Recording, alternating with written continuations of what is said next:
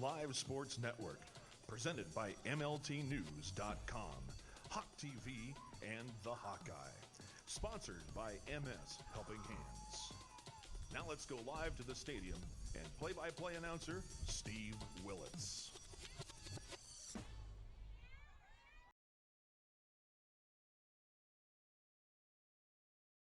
Welcome to playoff football on the Hawks Live Sports Network, presented by MLTnews.com and sponsored by MS Helping Hands.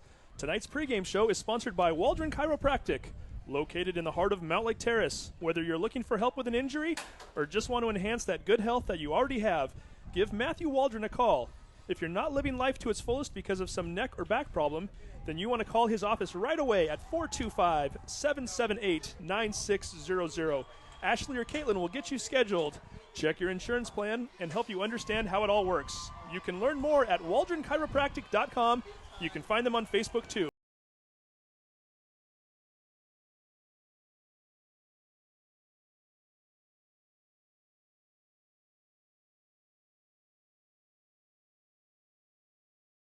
Stadium, where the Hawks of Mountlake Terrace High School are only minutes away from participating in the playoffs for only the second time in the school's 52-year history. Hello, everybody, and welcome to the Hawks Live Sports Network.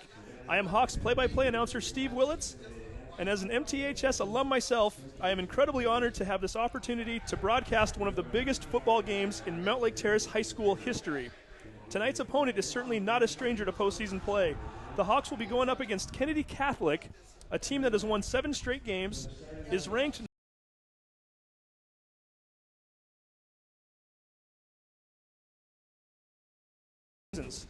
Kennedy is led by legendary coach Bob Burgett, or Coach B as he is known. Coach B has a 19-year overall record of 158 wins, 28 losses, and is already a member of the Washington State Football Coaches Hall of Fame. Kennedy has a number of great players, including number 24, tight end and defensive lineman Cole Madsen, who is already committed to Washington State University, number 77, Desmond Thompson, number 52, middle linebacker Zach Newbman, and a number of other players that we will be talking about later in the broadcast. Kennedy is a very solid club. However, they aren't the only team on the field that has been playing spectacular as of late. The Mountlake Terrace Hawks, winners of 5 of their past 7 games, have taken shutouts into the fourth quarter in all 5 of their victories and are outscoring their opponents during that time 234-49. The Hawks defense has been stellar all season long and are currently ranked 5th out of 61 teams in the state amongst 3A classified schools in points allowed. The offense has also really been rolling over the past month. I'd now like to welcome our color commentator for tonight's game, also an MTHS alum, Dave Koscheck. Steve Willits, thanks a lot. Game number 9.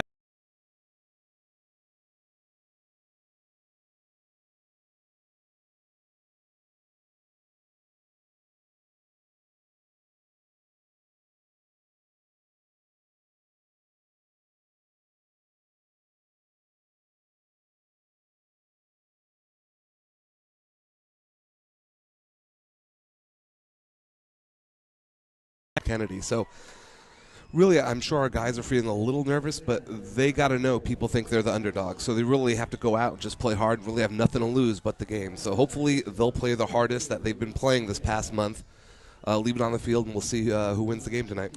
They do, and you know, the thing I really want to see for this game is how it goes early on in the game, setting the tone in the early stages. And I think that's where Mountlake Terrace has gotten themselves in a little bit of trouble this year.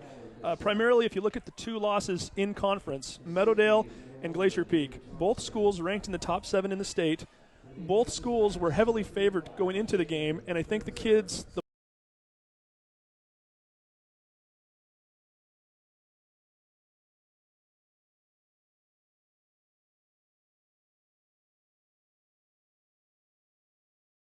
and it's almost as though at some point something clicked in their heads and said we can play with these guys, and they did. The second half of both games, the Mountlake Terrace defense and offense really stepped up. But what's kind of nice about this game as opposed to Meadowdale and Glacier Peak, Mountlake Terrace has seen big teams before. I'm looking at the Kennedy side.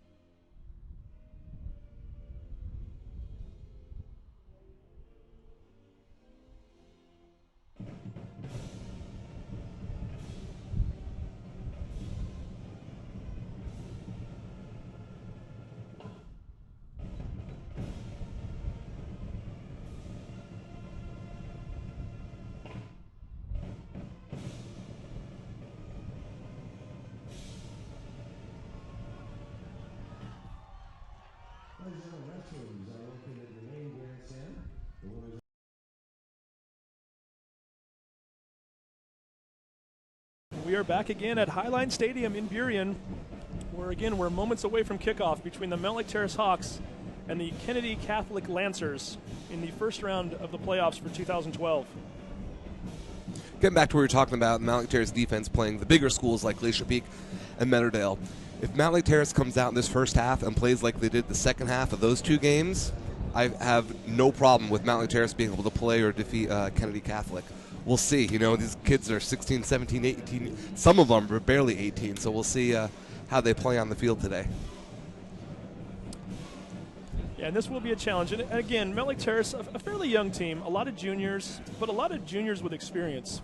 Again, it was kind of a rebuild team last year, as we've documented in the past, a 2-win and 8-loss season, but a season in which quite a few sophomores and juniors were playing. This is definitely a Mountlake Terrace squad that has a great deal of experience.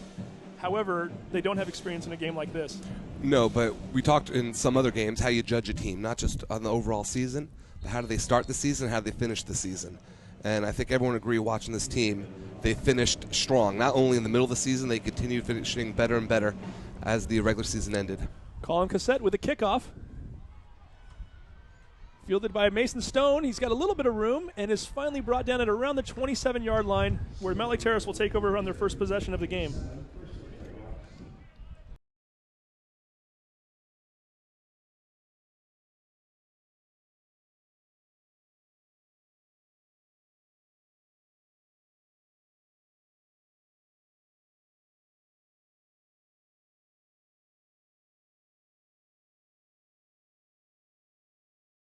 .73 Micaiah Tanner, 53 Dexter Kemper, and 74 Caleb Davis. First handoff goes to Devontae Downs, immediately runs one player over. He's got room. Hello. Devontae Downs immediately taking the first play of the game and getting up to the 48-yard line, a gain of 20. And certainly if you needed a statement to be sent, Devontae Downs just delivered one. Boy, usually the defense is the first one to set a statement about the toughness of a team, but Devontae Downs got the ball, lowered his shoulder, and I think Kennedy knows to not play Lindbergh High School tonight. If they didn't know that, they know it now. Bo Kennedy, again, under center. Devontae Downs in the backfield. Chance Ragsdale with him. Handoff to Ragsdale. He's got a little room. Puts a move on one player. And lunges forward to the 39-yard line. A gain of 13. And again, a Mountlake Terrace first down. Kennedy Catholic come to this game, I'm sure watched a lot of film on Mountlake Terrace, and of course looking at number 1 DJ Downs, but Mountlake Terrace's second half this season, you know, their offense is built around deception and seeing who has the ball. And right now, the first two plays, they don't know who had the ball. And so we'll see if the defense catches up to the offense. Okay, Antonio Winter making the tackle for Kennedy on that play. It looks like we're going to have our first penalty flag of the game.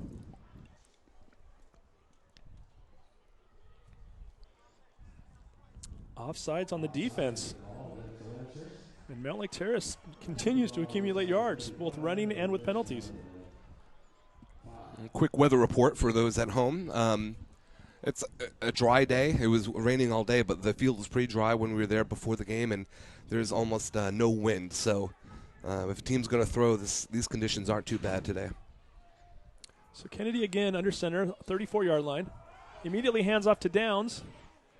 Tries to fight his way forward, but not much room there, and he's going to be tackled on the 33 after a gain of 1. That will bring up a 2nd and 4. Tackle on the play by number 52, Zach Knobman, a middle linebacker whose name we should be calling quite a bit tonight.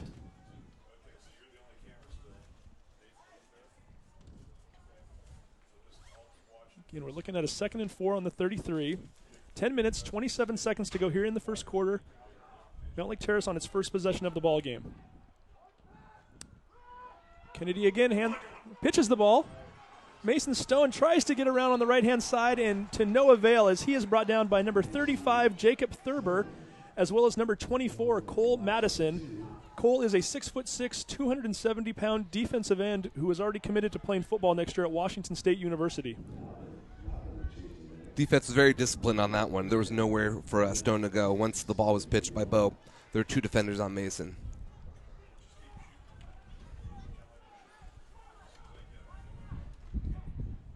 And this is where Mountlake Terrace is going to really have to show that they can do something here. Their first challenge of the night on 3rd down, 3rd and 6.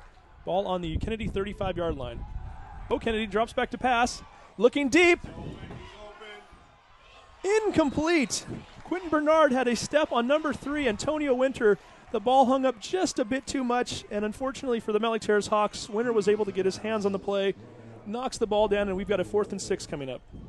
Yeah, when the ball was released, Mountlake Terrace had about 3 or 4 steps on the, I'm assuming safety, but good closing speed by number 3, Antonio Winter. And this brings up one of those situations where you're on the 35-yard line, not going to do you much good to punt. You might as well go for it. 4th and 6. Kennedy lined up in a shotgun formation. Drops back to pass. Throws incomplete. Pass was intended for Ty Esparza, just off his outstretched fingertips. Did get a finger or maybe a pinky on the ball, but it was just a little bit high for him, and that will be a turnover on downs.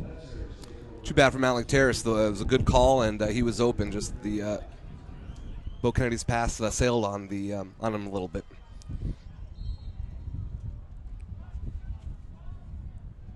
And so we're going to get our first look at Kennedy tonight. Quarterback Connor Richardson coming up to the line of scrimmage.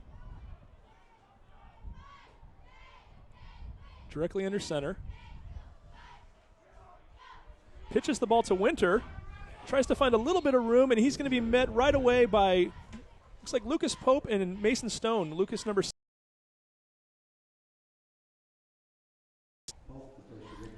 Antonio Winter, the DB that made the broke up the touchdown pass on Mountlake Terrace's last possession. Yeah, Winter's certainly a big part of their offense. You're going to see Colin Cossette, number 22. He's a junior running back, 6 foot 210. He's lined up directly behind the quarterback, Connor Richardson. Cossette carries a large portion of the load. We'll probably see him even right now. And immediately Cossette does have the carry.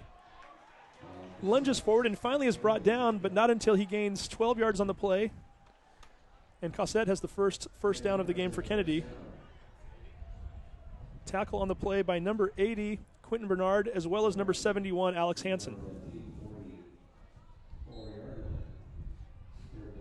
So not a big secret to Kennedy, a very large, fierce offensive line. They're going to try to bully you around a little bit and run the ball up the middle as much as they can. And that will not work. The handoff to Drew Thompson coming around off the wing. He's met immediately by Jordan Brown, number 22. Brown, who just seems to get better on defense week after week, there to make the tackle. Yeah, looking at the first 3 plays by Kennedy, nothing too fancy. Looks like they're just trying to push the defensive line and linebackers around, but looks like we have a 4th down now. I thought they had a first down on their I did too. Initially, it looked like they did give them a first down on that second carry. Apparently, they'd marked that he skidded a little bit after he hit the ground. And 4th and 4 coming up here for Kennedy, and they will be punting for their first time. Thompson with the punt, a high booming kick. Takes a bounce. Quentin Bernard.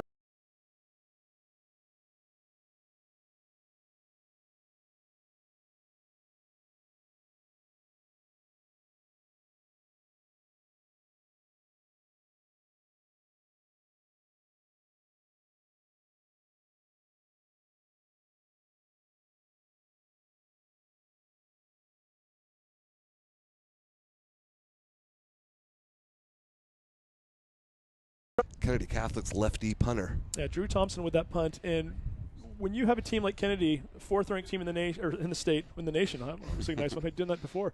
You cannot give them any turnovers. You can't give them anything in this game, and that was close. Handoff to Downs. He's got some more space. Cuts it outside, and is finally pushed out of bounds at the 15-yard line. Pushed out by Antonio Winter. Gain of 6, and that will bring up a 2nd and 4. It's the 3rd time we're calling Antonio Winter's name tonight. Actually, good play by him. There was a blocker on him the entire time. It looks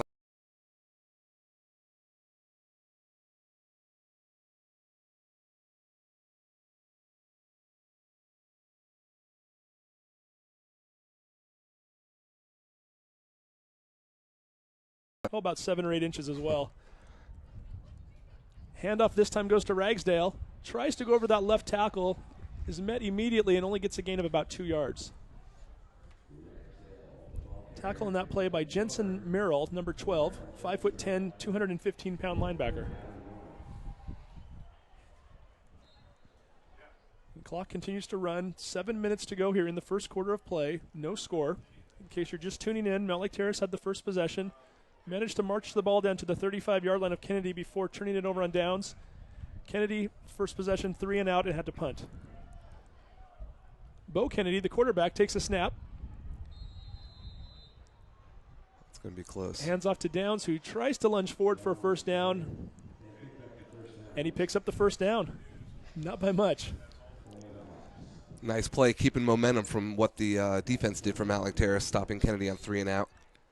And again, like we're talking about that punt, that was a nice punt by Kennedy, pinning Mountlake Terrace back on their 10-yard line. So keep momentum going, keep the clock running, and it's 1st and 10. And Mountlake Terrace winning the yardage battle so far, and first down battle for that matter as well. Kennedy under center. Takes a snap, hands off to Downs. No, I take that back. He hands off to Ragsdale, and he's got a little space. Ragsdale breaks one tackle, drags another, is brought down on the 39-yard line, and then a late hit on the end of the play, which will add on 15 more yards. Mountlake Terrace once again in Kennedy territory.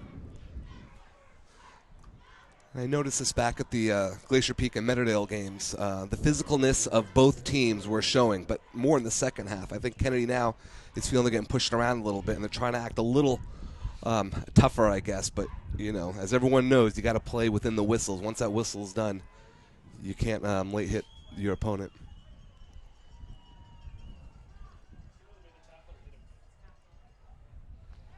Tackle on that play was made by 54 Jensen Merrill. Did not see who had the late hit. And that will put the ball on the Kennedy 47-yard line. Second time they are into Kennedy territory. Mountlake Terrace has had great luck on first down today, so let's see if it continues. Bo Kennedy takes the snap, hands off to Downs. He's got room up the middle, cuts it out to the right, finds a blocker. He's still running. Is finally brought down at the 16-yard line. A gain of 31 yards for Devontae Downs. Mountlake Terrace on the move. First down. Kennedy's looking around, wondering what's going on right now, because I'm sure they haven't seen an O-line and a running back to follow. And poor Antonio Winter having to come from the right corner to make the tackle on the left-hand side. He seems to be everywhere tonight, and I'm sure the 175-pound defensive back having to make all these tackles on Devontae, he's going to be a little bit sore here sooner or later. You don't want your defensive backs leading your team in tackles. You do not. Kennedy again takes the snap. Hands off to Downs. Pushes his way forward and is going to be tackled on the 14-yard line after a gain of 3. That should bring up a 2nd and 7. Again, tackle made by number 52, Zach Knobman.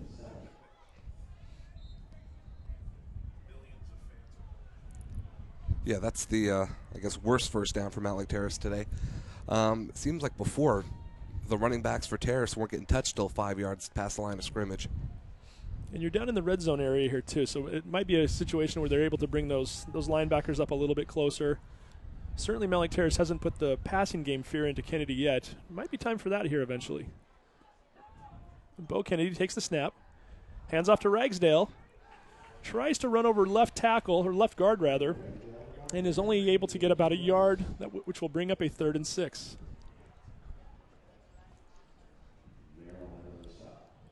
Well, unlike our last possession down in this part of the field, we're now in field goal range, so I wouldn't say this is 4-down territory, unless, of course, there is a tackle for loss, a sack. So we'll see if Terrace will put this up in the air. Yeah, certainly Mikey Jensen, the freshman kicker, is very capable of kicking one from here if need be. Coach Yalowicki and Coach Umaya must have seen something they didn't like. They are going to take a quick timeout. So 4:13 to go here in the first quarter of play. It's 3rd and 6. Mountlake Terrace, ball on the Kennedy 13-yard line. Scoreless game. We've seen one other 3rd and 6 thus far tonight, and we saw a 4th and 6 also, 2 incomplete passes. One of the passes, in case somebody's just tuning in, Quentin Bernard had his man beat. The ball was just a little bit underthrown. We haven't really had a chance to test the DBs out much yet. I have a feeling we're going to see that right here.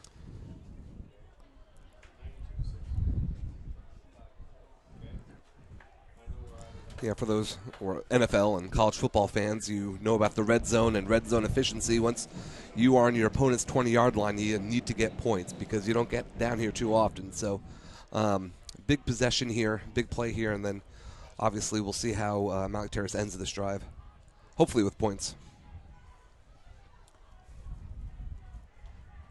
And the entire team over there on the sideline conferencing. It should be interesting to see what they have.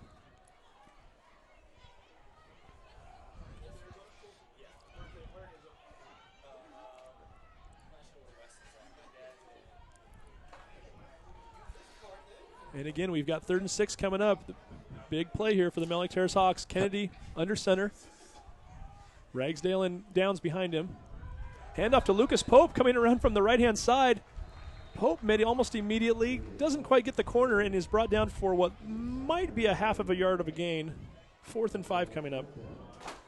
Well, the Kennedy defense does look pretty composed in terms of their discipline, staying home, controlling their gaps because there wasn't much there. There was a hole there for a second, but it closed up because, like I said, the discipline of the Kennedy defense has been stable so far tonight. And Mikey Jensen, the freshman, coming on for a field goal. Freshman with the biggest kick of his life, certainly, in a playoff football game here in high school. Evanson with the snap. He's got it down. Jensen's got the kick up. 30-yard kick is good. Mikey Jensen, the freshman. Great composure for a freshman coming out here kicking his, I believe, his first field goal of the year. It's here for the Frosh. Freshman kicks a 30-yarder, and quite frankly, Mike Jensen just became an answer to a trivia question. This is the second ever playoff game for the Hawks. If you'll recall, I hate to say it, 2009 we were held scoreless, shut out that night. Mike Jensen is the only Mountlake Terrace High School football player ever to score a point in a playoff football game. So kudos to Mike Jensen. And, hey, he's got 3 more years left. Maybe he can do this a few more times. Yeah, he doesn't have to retire right now and go off into the sunset, but good start for a freshman. They talk about the pressure of Friday Night Lights, but this is some Saturday Night Lights for him. Trying to figure out if Highline knows that their clock is running. They just ran off about a minute on the clock, and the clock continues to run. I'm not sure if anybody at Highline Stadium realizes that yet, or maybe they just want out of here. A little bit shocked at this little team from Mountlake Terrace, Washington, from the 98043, and they're not sure what to think. Yeah, and I was talking earlier about the numbers on the side of Kennedy Catholic. They got like twice as many players on their sideline as opposed to Mountlake Terrace, and it looks impressive. But then again, you can only put 11 people on the field at once, so this is nothing new for Mountlake Terrace, their offense or defense. They've seen bigger teams. They've seen as good players. The thing for Kennedy, I don't think they've seen a team like Mountlake Terrace. This isn't the toughest league they play in down here, so they might not be expecting this today. And just to give you a little brief rundown on the stats so far, too. First downs in this game so far, Mountlake Terrace 6, Kennedy 0. Total yards of offense, Mountlake Terrace 93, Kennedy 6. 93-6. It's early. There's 3:10 to go here in the first quarter. But we talked about it earlier. How will Mountlake Terrace come out? What kind of a tone will they set? Certainly it's been a positive one thus far. Kennedy's had the ball one time, and it was 3 and out for them. And for those wondering what the delay is, the refs did catch that the clock was running. So they had the booth put about 45 more seconds back on. Looks like they're finally ready to go again now.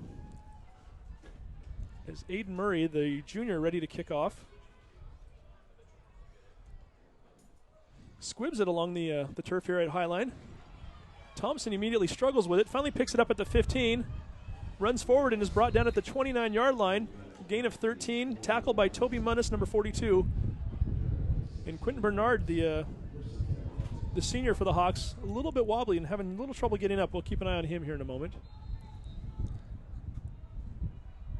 Wobbly is the word. I think, yeah, he did get his bell rung probably a little bit there. He's not limping due to a twisted ankle or knee. I think you're right. He probably got his bell rung. But he is walking off on his own power, which is good. And Bernard having a heck of a season so far. The leading receiver for the Hawks in terms of yardage, receiving touchdowns. Also one of the leaders on defense. So we certainly hope that he's able to make his way back into the game. But right now he definitely looks a little bit shaken up. Richardson back in under center for the Lancers. Hands off to Cossette. And again, the Mountlake Terrace Hawks showing a strong defense, not letting him go almost anywhere. Might have gained 3 yards to the 31.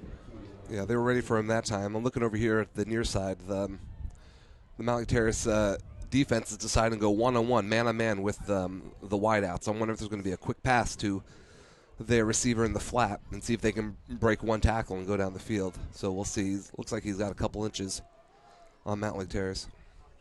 Richardson again under center. Handoff to Cossette again. No, the handoff is to number 3.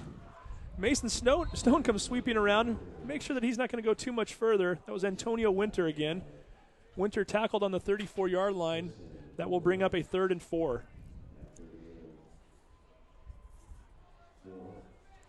Got one of the coaches has asked us to say hi to somebody tonight.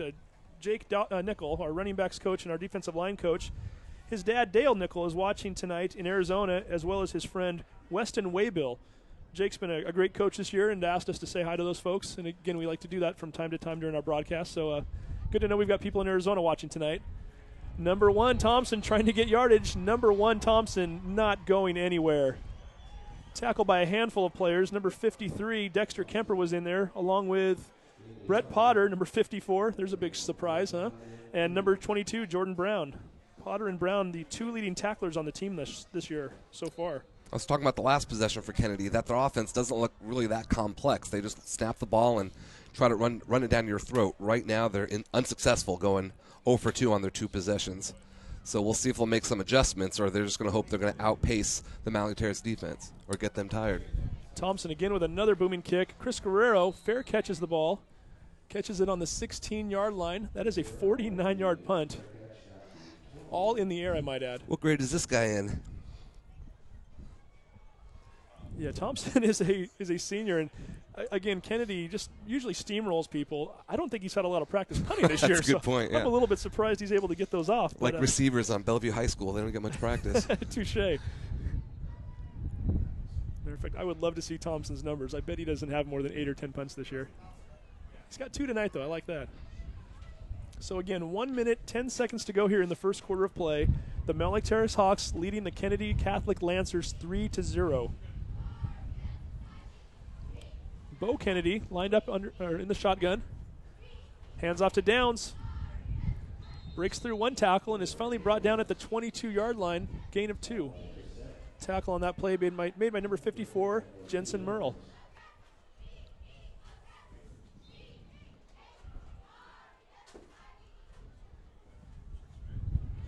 Twice in a row now, Kennedy on Mountlake Terrace's first downs have kept Mountlake Terrace to 2 or 3 yards.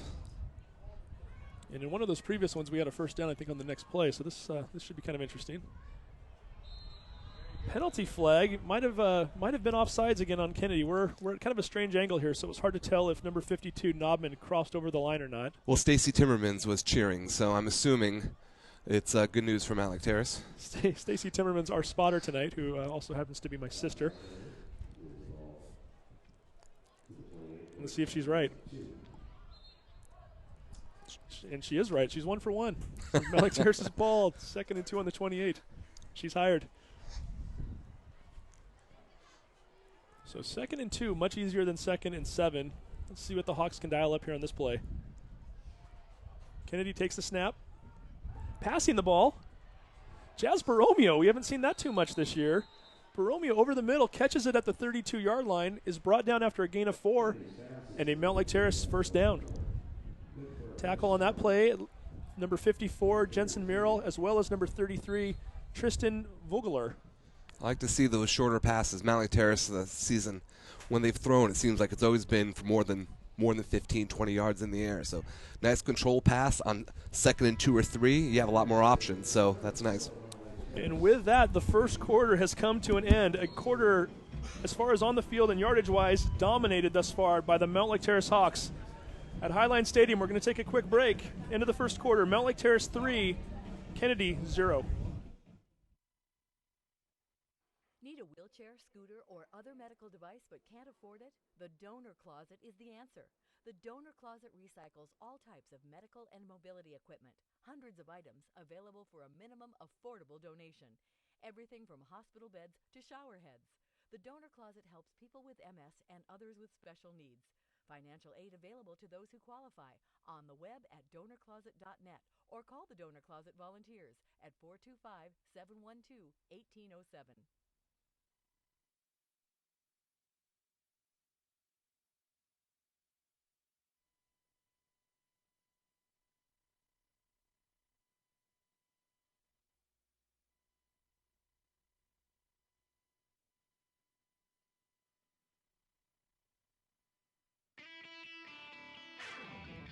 Hawks fans, if you're hungry after the game, visit Sorelli Pizza and Sports Bar.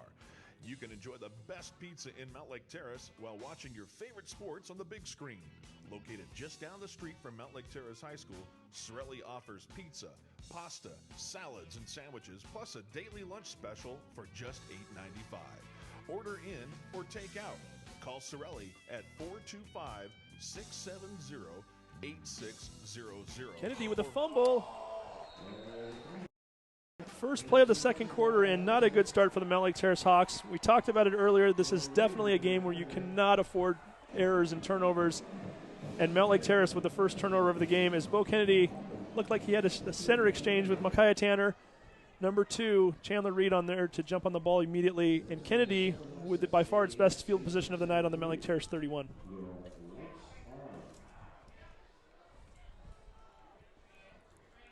Connor Richardson under center again. Hands off to Cassette. He's got running room this time. Tackle is made by Jazz Borromeo, number 4. Unfortunately, it's not until Cassette gets 9 yards, and that will bring up a 2nd and 1.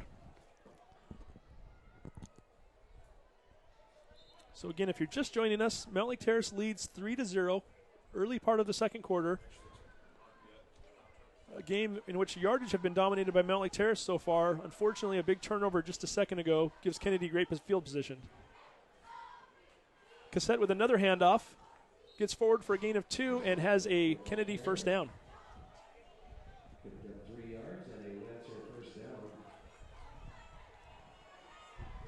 That's where we get to see the character of the Mountlake Terrace defense coming right back on the field.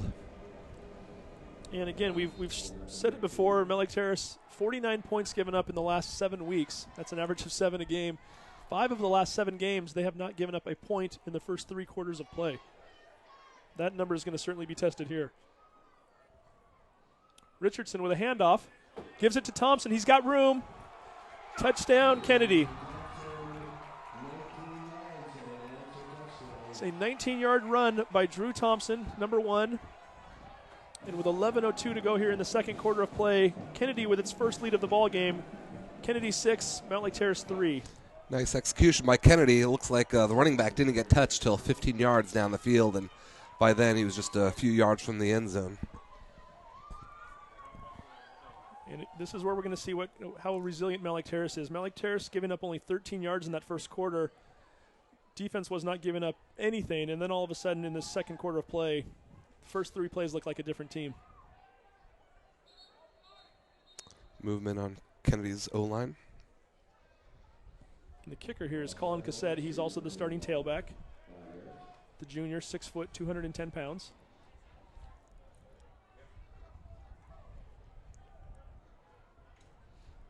Should probably point out, too, the winner of this game tonight will be playing Columbia River next week. Columbia River beat Bainbridge 27-9 last night. I would think that if this game is won by Kennedy, Kennedy will host Columbia River next week. If Mountlake Terrace is able to pull off the victory, more than likely the Hawks will go down to Vancouver to play Columbia River. Cassette with a kick. Kick is up, and the kick is good. So Kennedy with its first lead again of the night, 7-3, 11:02 to go here in the second quarter of play. And Mountlake Terrace finally takes its first punch of the night. Let's see what they can do. All year, Mountlake Terrace, their offense always seems to set the defense up by sticking to 1 or 2 plays, but faking any reverse or any of their deception runs. But it usually works in their favor later in the game once the defense starts looking at other runners. So we'll see if the Kennedy defense will stay home, stay disciplined, or they'll start chasing the wrong running backs. Mountlake Terrace awaits the kickoff. Number 32, Chance Ragsdale on the left-hand side. Number 23, Mason Stone on the right. Mason's stepdad, Troy Bills, is watching us in Korea tonight. He's in Korea on business, and his mom, Rebecca, wanted to make sure we said hi to Troy. So, again, this gets more fun all the time. We've got people watching us in Australia and Copenhagen and now Korea. Annyeonghaseyo. Where are we going to go next? Exactly. Whatever you just said. Sean Evanson, the up man, takes the ball. Sean finds some room, and he gets out to the 38-yard line. Great heads-up play by Evanson as that ball, don't see him returning the ball very often. It comes down to him, and he's able to make a little something out of it.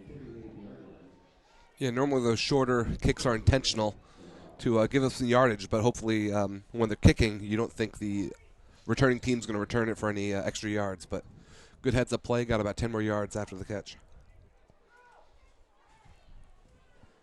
So the Hawks in pretty good position here to start their second drive of the second quarter. Kennedy takes the snap. Hands off to Ragsdale, who is just blasted up the middle. Might have been number 75 who got a hit on him. It's Manasseh Komodo, 5'10", 310-pound defensive tackle. And Ragsdale, whoever he hit, it looked like a Mack truck. He just went flying backwards and loses 1 yard.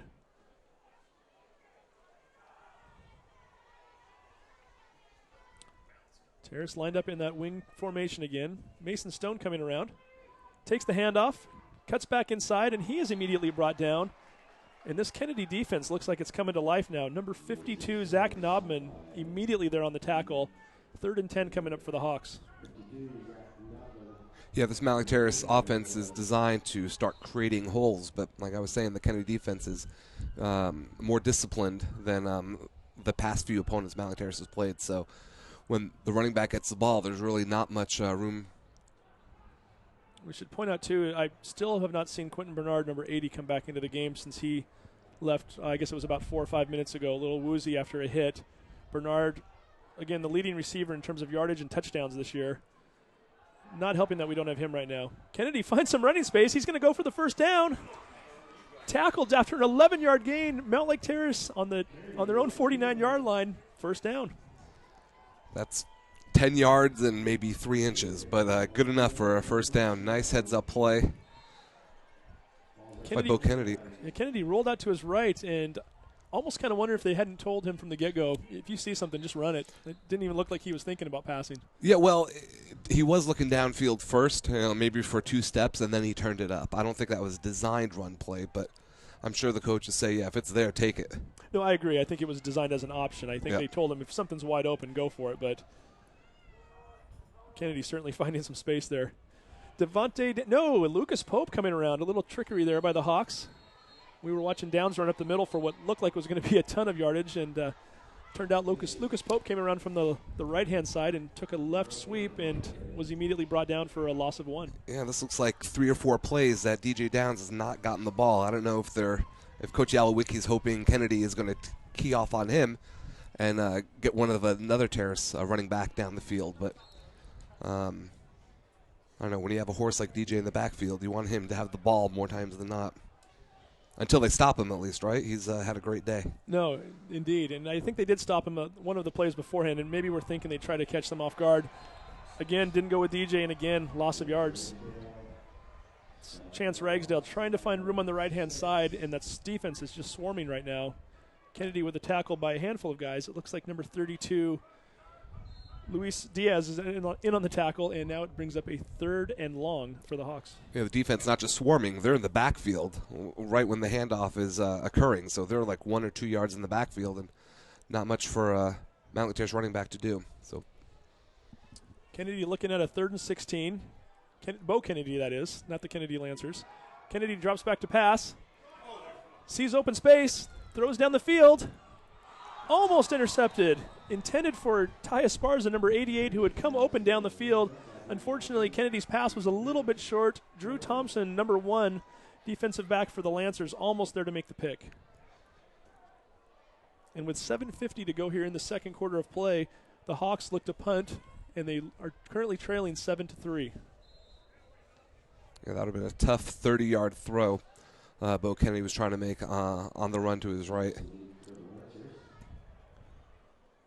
Bo Kennedy back to punt. Gets off a nice kick. Fair caught by Thompson on the 20-yard line. 37-yard punt on the play. And that will give the Lancers the ball on their own 20 with 7:43 to go here in the second quarter. So, Dave, we want to give a shout-out to Harris Ford again today. Right before I came down to the game, stopped by the high school, Mountlake Terrace High School, and Harris Ford was doing the Drive One for Your School event again this year. It's where from 9 to 5 today, they were up at the high school offering to let people take test drives in their Ford trucks and cars. Anybody who came by for a test drive, immediately Harris Ford donated $20 to the sport of their choice. Yeah, Harris Ford's been a great sponsor for us this year. Thanks. Sorry about Brett Potter there with the tackle. I was trying to see where the ball was. There was a huge scrum there.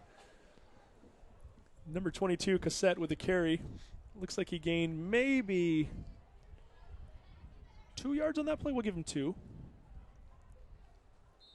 And we have a 2nd and 8 coming up. Yeah, Harris Ford's been doing some tremendous things. They did the same promotion back in, I believe it was in the spring of last year, raised $6,000. We haven't heard final numbers on this one yet. I was talking to Tara, the president of the booster club, the sports booster club. Devontae Downs misses a tackle. Number 3 still running. Finally brought down by Mason Stone, but not until a gain of 22 yards and a Kennedy Lancer first down. That was Antonio Winter on the carry.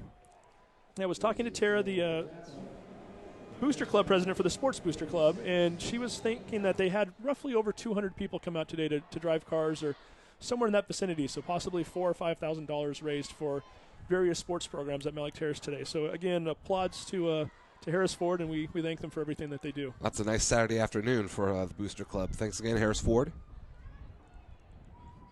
Cossette with another carry. Brought down by Lucas Pope and Brett Potter, but again, not until he gains 8 yards, and that will be 2nd and 2 for the Kennedy Lancers. Seems like we're calling Winter and Cossette's name every other play. Mountlake Terrace with a player down. So I'll wait to confirm what number that player is.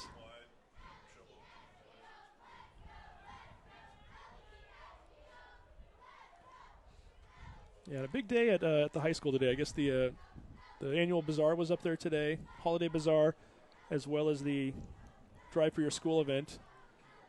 And certainly we hope a lot of the folks there at the high school had a great time and raised a lot of money.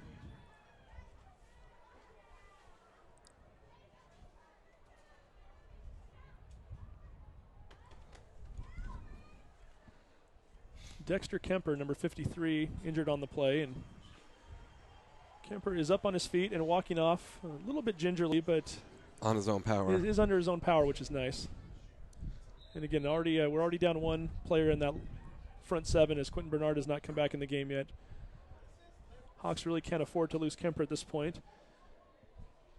Annie Clossy is in the game, number 55, the junior who has not played a whole lot this year. So Clossy getting his most significant playing time, and of course it comes in a playoff game. So certainly a little pressure for the junior, and we'll see how he responds to it. 2nd and 1 for the Lancers. Hand off to Cassette. Again, he rolls off a few tacklers. Still going. Finally brought down by Lucas Pope, who has him around the shoelaces.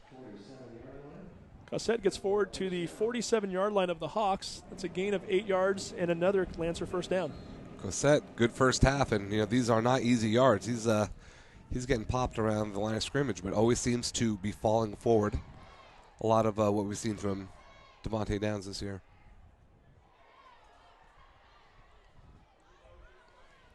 We haven't seen a pass from Kennedy yet. Well, Richardson with a handoff.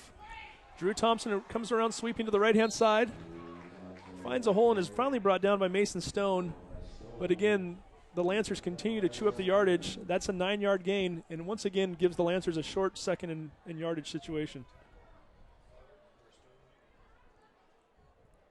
Tough to get defensive momentum. When we saw that in the first half for the Kennedy defense, giving up a lot of yards on first down. Now it's Mountlake Terrace's defense getting themselves in a hole on most of these first downs. Yeah, 5:16 to go here in the second quarter of play. Again, Kennedy leading Mountlake Terrace 7-3. Richardson takes the snap, hands off to Thompson, finds some running space again, sheds one tackler, and Mason Stone with the touchdown-saving tackle trips him up at the 14-yard line, a gain of 23 yards, and another Kennedy first down. Thompson was the person who scored the first touchdown, and I think once he thought he figured he was hit pay dirt after he cleared the corner, but shoestring tackle right there, Mason Stone. And Thompson, just about every play is one or two players away from making a touchdown. The line is creating some holes for him right now, and if one or two of those players on the Hawks miss a tackle, he's off and running, and unfortunately that's happening here on this drive. Cassette takes the ball, tries to roll out to his right, is met by 4 or 5 Hawks, and is finally stopped at the 9-yard line. Apparently they're going to call him down on the 8. A gain of 6 yards for the Lancers, and that brings up 2nd and 4. Tackle made by a handful of guys, including Mason Stone, Jordan Brown, and Chance Ragsdale. Yeah, Cosette doesn't look that quick, but it seems like he knows where to go where the defenders aren't. So he's picking up nice yardage when he's carrying the ball. He's a smart back, and he's running behind a nice line there as well, including number 77. We've talked about him a little bit. Desmond Thompson, 6'7", 295 pounds, being recruited by a handful of schools around the West Coast right now. Connor Richardson with a touchdown. However, there is a penalty flag down. And as we wait to see what that is, Richardson faked the handoff to Cassette up the middle. Holding on the Lancers. That ball's coming back. Well, obviously lucky for Mountlake Terrace, not only to get the call against Kennedy, but that hold was well after the play, after the quarterback had cleared the pocket. And Kennedy did not need to hold that, and they would have scored. So, and it looks like Cassette, the running back, was the one that was called on the hold possibly. They threw it right kind of where he was laying. I think he was maybe trying to throw a block on Jevin Pawnui.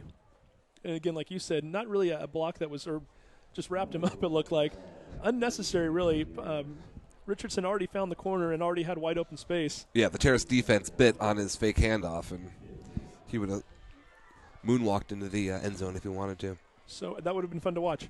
Instead of a touchdown, we have a 2nd and 15 for the Lancers on the 19-yard line. Thompson again comes around, and this time he's got more than enough space. Drew Thompson with his 2nd touchdown of the game, his 2nd 19-yard touchdown of the game. Kennedy takes a 13-3 lead on the Hawks with 3:47 to go here in the second quarter. Yeah, and unfortunately, it looks like Mountlake Terrace defensive line is just getting beat right now because you can see when the ball is snapped where the colors are going, and red seems to be moving forward, and white is seeming to move backward before they can get a hand on whatever running back has the ball. So again, Cassette lined up for his 2nd PAT attempt of the night.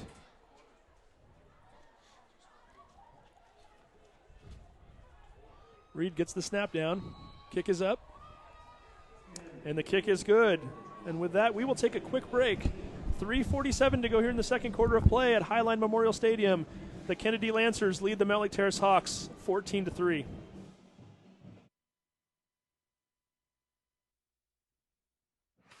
The Hawks Live Sports Network is brought to you in part by Harris Ford Lincoln, celebrating 60 years in business in a newly remodeled facility.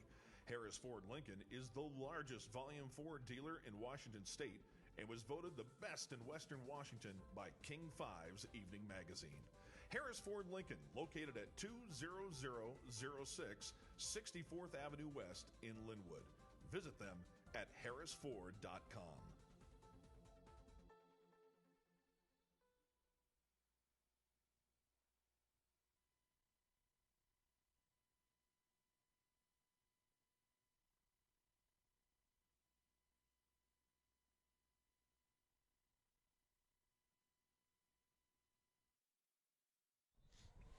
Welcome back to Highline Stadium. 3:47 to go here in the second quarter of play. The Kennedy Lancers, after a Drew Thompson 19-yard touchdown run, have extended their lead on the Mountlake Terrace Hawks to 14-3. Once again, Bo Kennedy and Chance Ragsdale back to receive the kickoff. Mason Stone catches the ball in the end zone for an immediate touchback, and Mountlake Terrace will start their next possession on the 20-yard line. Again, the rule in high school, once the football crosses the plane in the end zone, it is a touchback. There's no option for the return team to bring it out of the end zone. Do you like that rule?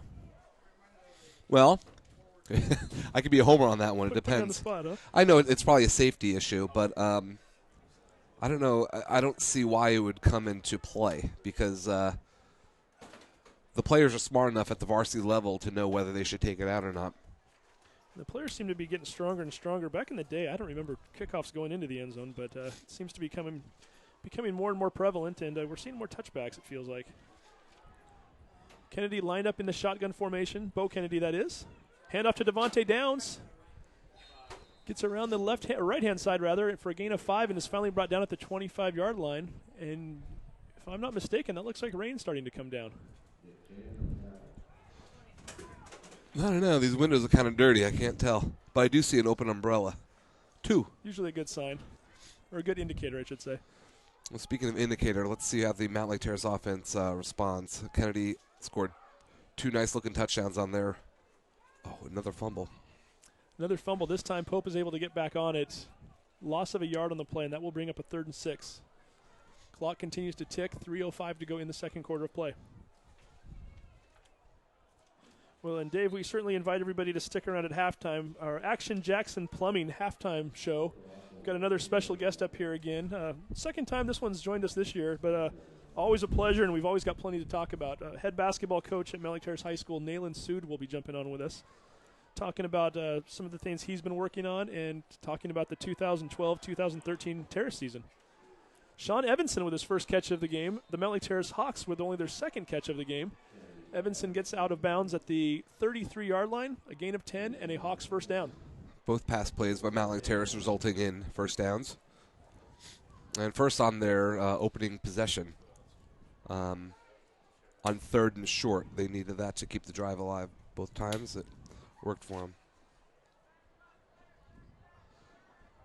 So again, 1st and 10, ball on the the Mountlake Terrace 33-yard line. Hand off to Downs. He goes out to the right-hand side and is brought down by number 32. That's Luis Diaz on the play. Diaz taking Devontae out of bounds at the 37-yard line for a gain of 4. Downs looking to stiff-arm Diaz like we've seen him do to a lot of players this year, but Diaz, pretty tough tackler. He got underneath the stiff arm and was able to stop Devontae on first contact. Yeah, I think there's a player with I want to say his number was number 5, I believe, for Shorecrest. I think he still has a hand imprint on his chest from when Devontae stiff-armed him 3 times on one play. Kennedy with a snap. Hands off to Downs. Downs looking for room. Tries to wait for his blockers to give him something and finally lunges forward for a gain of about 4. And that's going to bring up a 3rd and 1.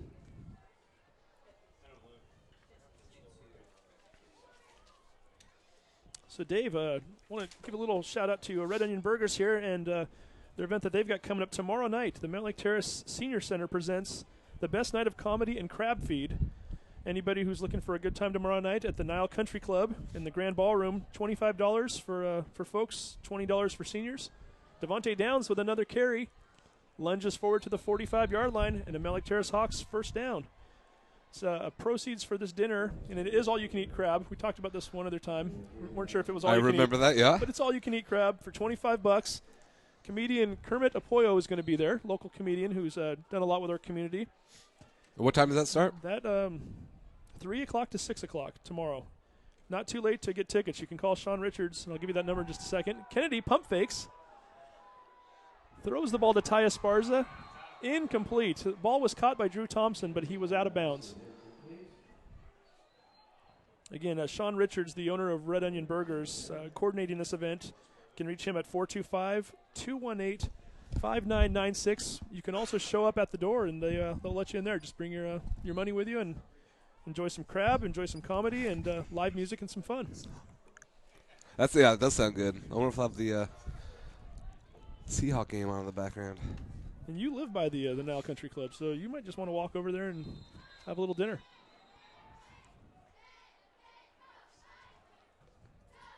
Penalty flag.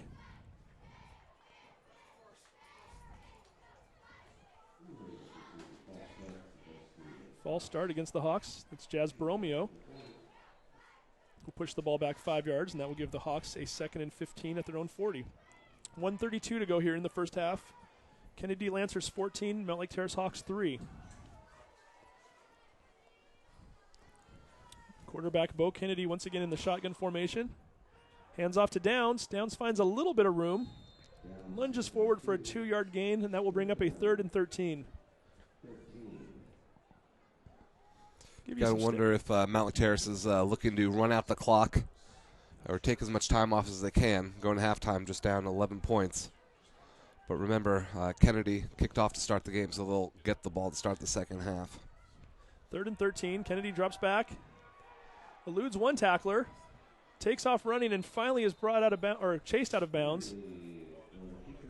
And that's a loss of 5 on the play, and that's going to give the Hawks a 4th and 18 with 58 seconds to go in the half. And stops the clock, so if Kennedy wants to try to go down the field a little, they're going to have the ball in pretty good position. Just took a look at the stats on Devontae Downs for the night, too. Unofficially, we have him right now at 12 carries for 99 yards. So certainly Hawks are not being kept off the board for a lack of effort by number 1.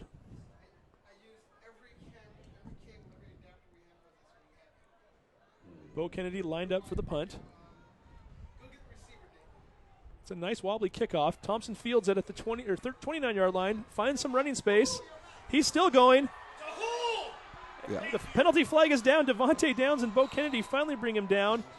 Unfortunately for Drew Thompson and for the Kennedy Lancers, that ball is going to be coming back as 2 players were holding Devontae Downs on that play. Right around the 39-yard line of the Hawks. Should be a spot foul and probably will give the Kennedy Lancers the ball right around midfield. Yeah, this Thompson kid doesn't look that fast, but when he's running, it always seems like people are chasing him, and so he's got to be faster than he looks from up here. He's 6'3", 195. Long strides. Sleek, long strides, and he certainly moves.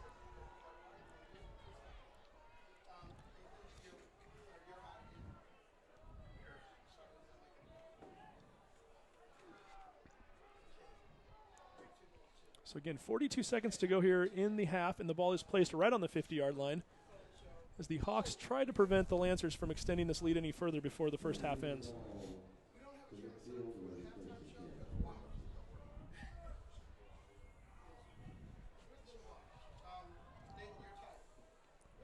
Richardson under center, takes the snap, fakes the handoff, rolls around to his left, finally throws a pass, number 24, catch.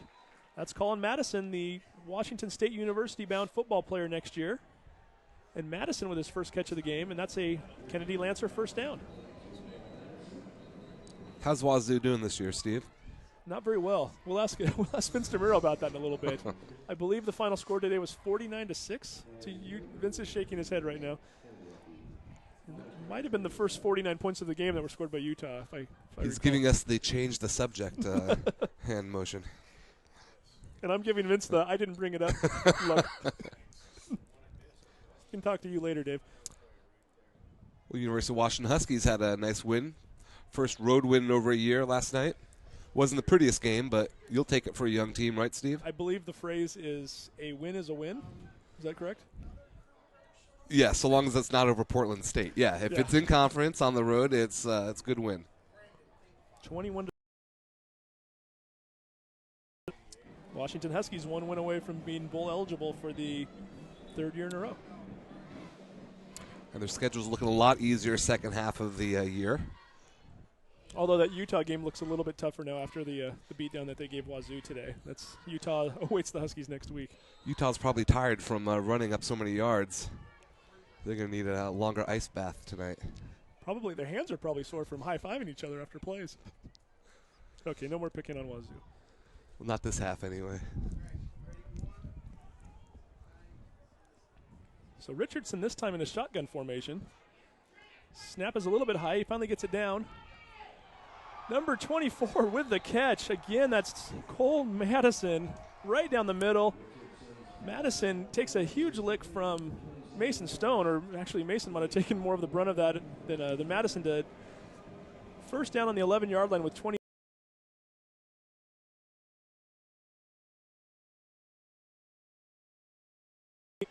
Mason Stone, who's pound for pound one of the toughest kids you're ever going to see on the football field. 2-time second-team All-Wesco, and probably should get first team this year. Mason only weighs, he's listed at 175, and he's given up a little bit of weight there and certainly tried to put a big hit on on the Washington State-bound player, but Mason a little bit shaken up, but seems to be okay and is shaking it off well. So we have a timeout here with 23 seconds to go in the second quarter. Again, the Lancers with a 14-3 lead, 1st and 10 on the Hawks' 11-yard line.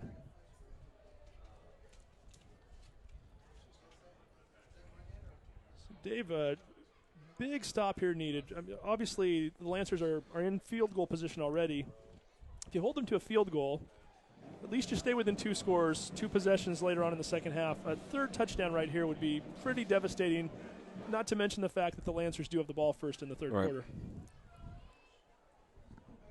Well, Mountlake Terrace does have some running backs that can pick up some yardage. They're going to need to have the Kennedy defense miss a hole every once or miss an assignment so they can break up field. But see what happens. Connor Richardson under center again. Hands the ball off to Thompson. Tries to get around the right-hand side, and this time Devontae Downs says not happening. Thompson brought down for a loss of 5 yards on the play. That will bring up a 2nd and 15 from the 16-yard line. And with 16 seconds to go in the first half of play, the Lancers take another timeout. DJ's got to be careful there. After he had Thompson down, you're shaking your head. You saw it too. It looks like he got a little emotional, and I don't know if he was punching air, but he got it back a little of Thompson's helmet, and the ref was right there. I was waiting for him to grab a flag, but fortunate for Terrace, he didn't throw the flag. And the scoreboard shows that the Lancers are out of timeouts. So again, with 16 seconds to go and a second down, you almost think that the Lancers either have to throw the ball into the end zone or throw a pass on an out pattern that gets out of bounds right away. Yeah, it's going to be tough for them to get a first down to stop the clock and not score. So I agree. And again, we haven't really seen the Lancers have to throw the ball too much thus far. They've gone to their big tight end, Cole Madison, a couple times. But other than that, haven't seen a lot out of the wide receivers yet. And number 2, Chandler Reed, is lined up to the right-hand side. The only wide receiver split out here. We'll see if his number gets called on this play. Richardson drops back.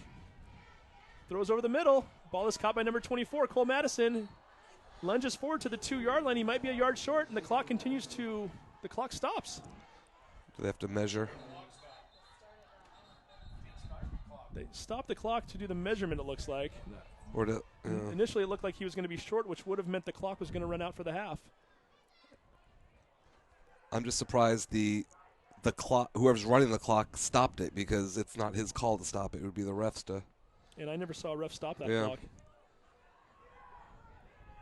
This is unbelievable. I don't understand why they're getting another playoff here on third down. The clock should be running right now.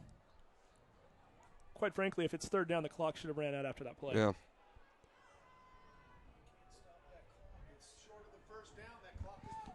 Yep, I bet he's going to call it.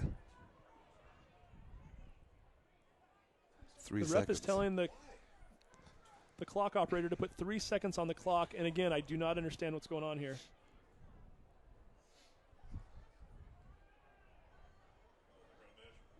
They are going to finally do a measurement to see if in fact Madison had a first down. Again, if he's short, what's going to happen here is they're going to allow the players to line up over the ball, and as soon as the ball's placed down, the clock's going to start up. All out formations or anything like that. They're going to have to take a pretty quick snap. But again, if they're short, it still gives them an opportunity that they would not have had otherwise had the ball been initially marked short.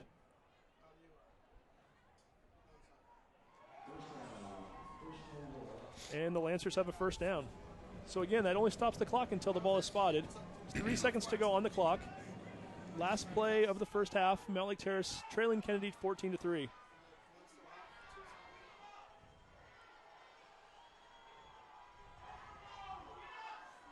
Connor Richardson under center.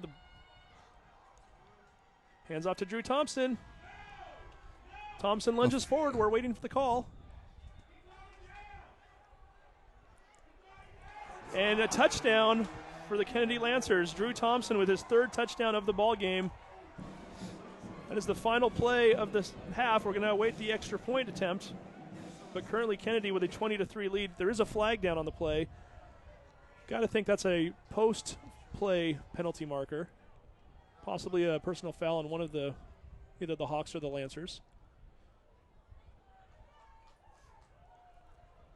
Boy, a tough pill to swallow there to end a half. Certainly it's one thing to go into a half down to the 4th-ranked team in the state, 14-3. having them score a play there on the very last play on a 3-yard run, certainly not the deficit you were looking to go into the half with.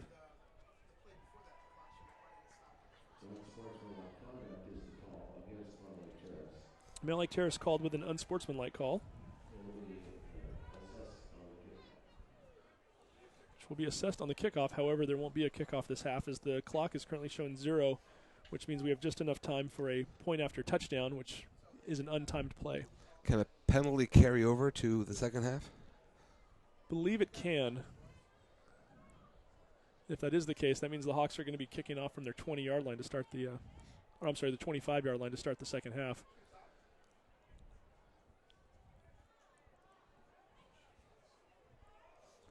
So Colin Cassette, number 22, back to try his third PAT of the game. Chandler Reed is the holder.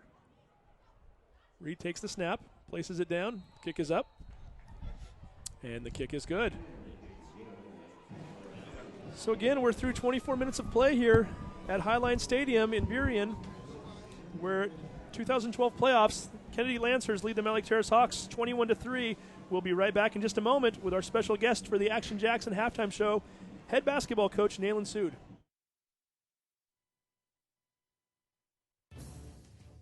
The Hawks Live Sports Network is brought to you in part by Edmonds Sports Academy. If you've been wanting to get back in the game, whether it's basketball or just improving your fitness,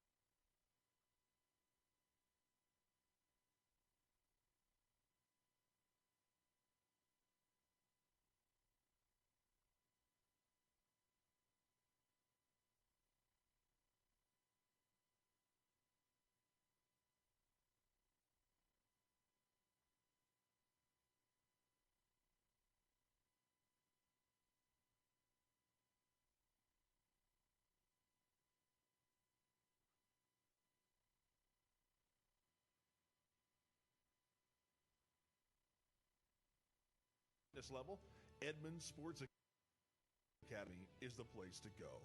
Edmonds Sports Academy, believe in the power of play.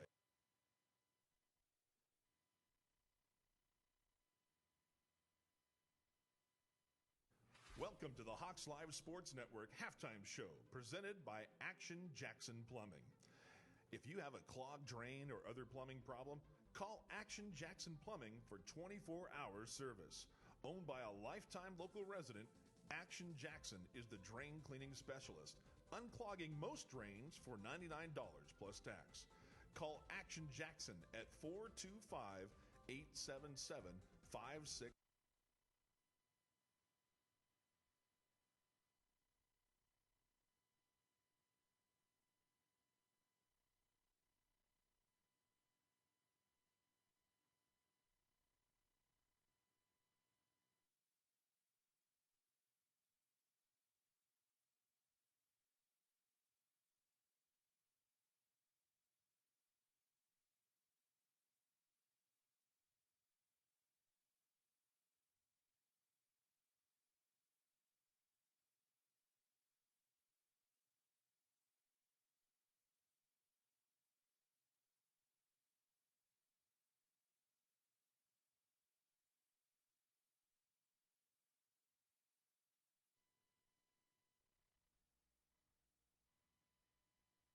Hey sports fans, do you want to know when and where your favorite teams in the West Coast Conference are playing? Who won the game last night and what the current standings are? Well, it's easy to find out on westcoathletics.com. The information is entered by athletic directors and coaches so you know it's accurate and up to date, making westcoathletics.com the place to view official scores, schedules, standings, and photos for all the schools and all the sports in the West Coast Conference. Follow us on Twitter and Facebook and check out westcoathletics.com, the official website of the West Coast Conference.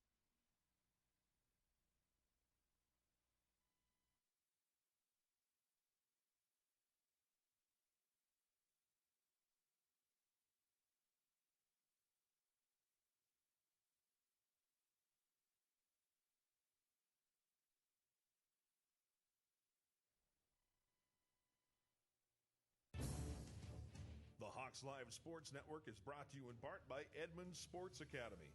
If you've been wanting to get back in the game, whether it's basketball or just improving your fitness level, Edmonds Sports Academy is the place to go. Edmund Sports Academy. Believe in the power of play. Call them at 425-772-1901.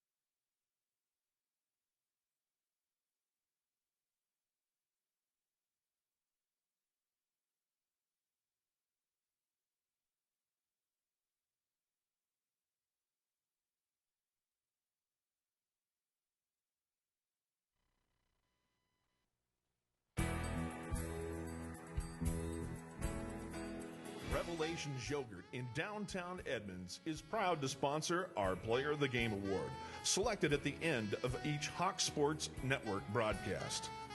Revelations features 10 flavors of delicious frozen yogurt and lots of toppings. Open Monday through Thursday until 9:30 and Fridays and Saturdays till 11. Revelations Yogurt.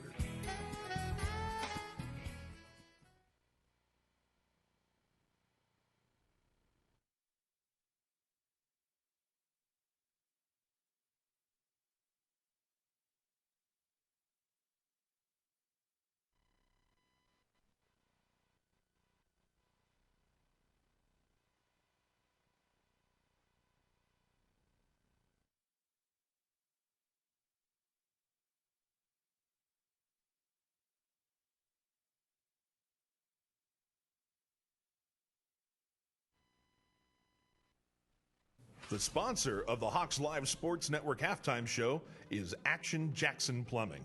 If you have a clogged drain or other plumbing problem, call Action Jackson Plumbing for 24-hour service. Owned by a lifetime local resident, Action Jackson is the drain cleaning specialist, unclogging most drains for $99 plus tax. Call them at 425-877-5601 or visit actionjacksonplumbing.com.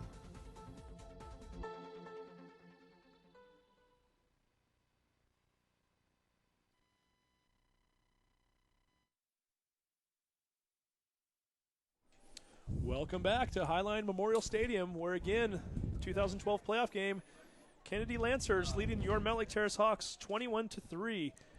For the Action Jackson halftime show tonight, we have a very special guest, somebody who I've known for many years, and somebody who's, he doesn't like the term, but I like to use it with him every once in a while, legendary basketball coach here at Mountlake Terrace High School, Nayland Sood. Nayland, thanks for joining us again tonight. Thank you. I think I'll reserve the legendary comment for Coach Otmar and Coach Blevins, and I'm just holding the fort down, but that's nice of you to say that. I appreciate it. Well, how many years have you been coaching the varsity team now? 13 varsity and 26 overall. So it's funny because I look at Kennedy, and Bob Burgett's a friend of mine, and he's got me doubled. I think he's got about 40, 45 years here as a head coach, so I'm still a rookie compared to him. Yeah, I was looking at Bob, since you mentioned it, Bob Burgett, I was looking at his record here a little while ago. In the last 16 seasons in the CMOUT League, they've lost 3 league games. I think it's 126 wins and 3 losses or something like that. Right. He's, and he's had an incredible run here and produced a lot of good football players that have gone on to the collegiate level. And so, Kennedy football is synonymous with success, and really they're, O'Day of the South almost in some ways. Very much so. And, hey, while you mentioned Bob Burgett and the fact that you know him through some of the associations, one thing we didn't get a chance to talk about too much last time when you and I were on, you are involved with quite a few coaching associations throughout the area. Talk to us a little bit about what you're involved in, what your position is, and exactly what that does for you. I'll probably forget 1 or 2 of them as I talk about them, but, I've been the president of the Edmonds Coaches Association, which is our coaches union that protects the rights of coaches. I'm also president of the WIPGO, which is our Boys Basketball Coaches Association for the entire state.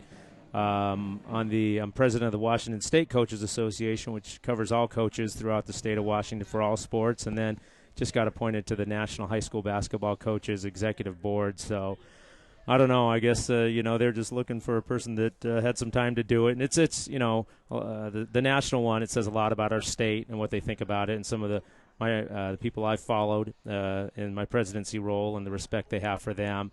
And the other ones I've just, worked my way up. I wish I could spread them out a little bit. It's a little overwhelming to do them all at once. And I think when I was younger, my coaching could be a sitcom. Now I'm sort of a version of C-SPAN because I'm getting a little older. And, I enjoy the bureaucracy of coaching in addition to, the coaching during the season. And that's not something I dread or don't enjoy. And so, it's really an honor. And I've learned a lot from a lot of other people at the state and national level. And, what you're just trying to do is make this game better for coaches and make it a more positive experience for kids. That's all it really comes down to. And I work with some unbelievable people at all the different levels and different associations that I'm constantly getting advice and great ideas from. So, each one of those associations, it's a great team you work with. And, Bob Bourgette's no different. Bob's been doing it for a long time.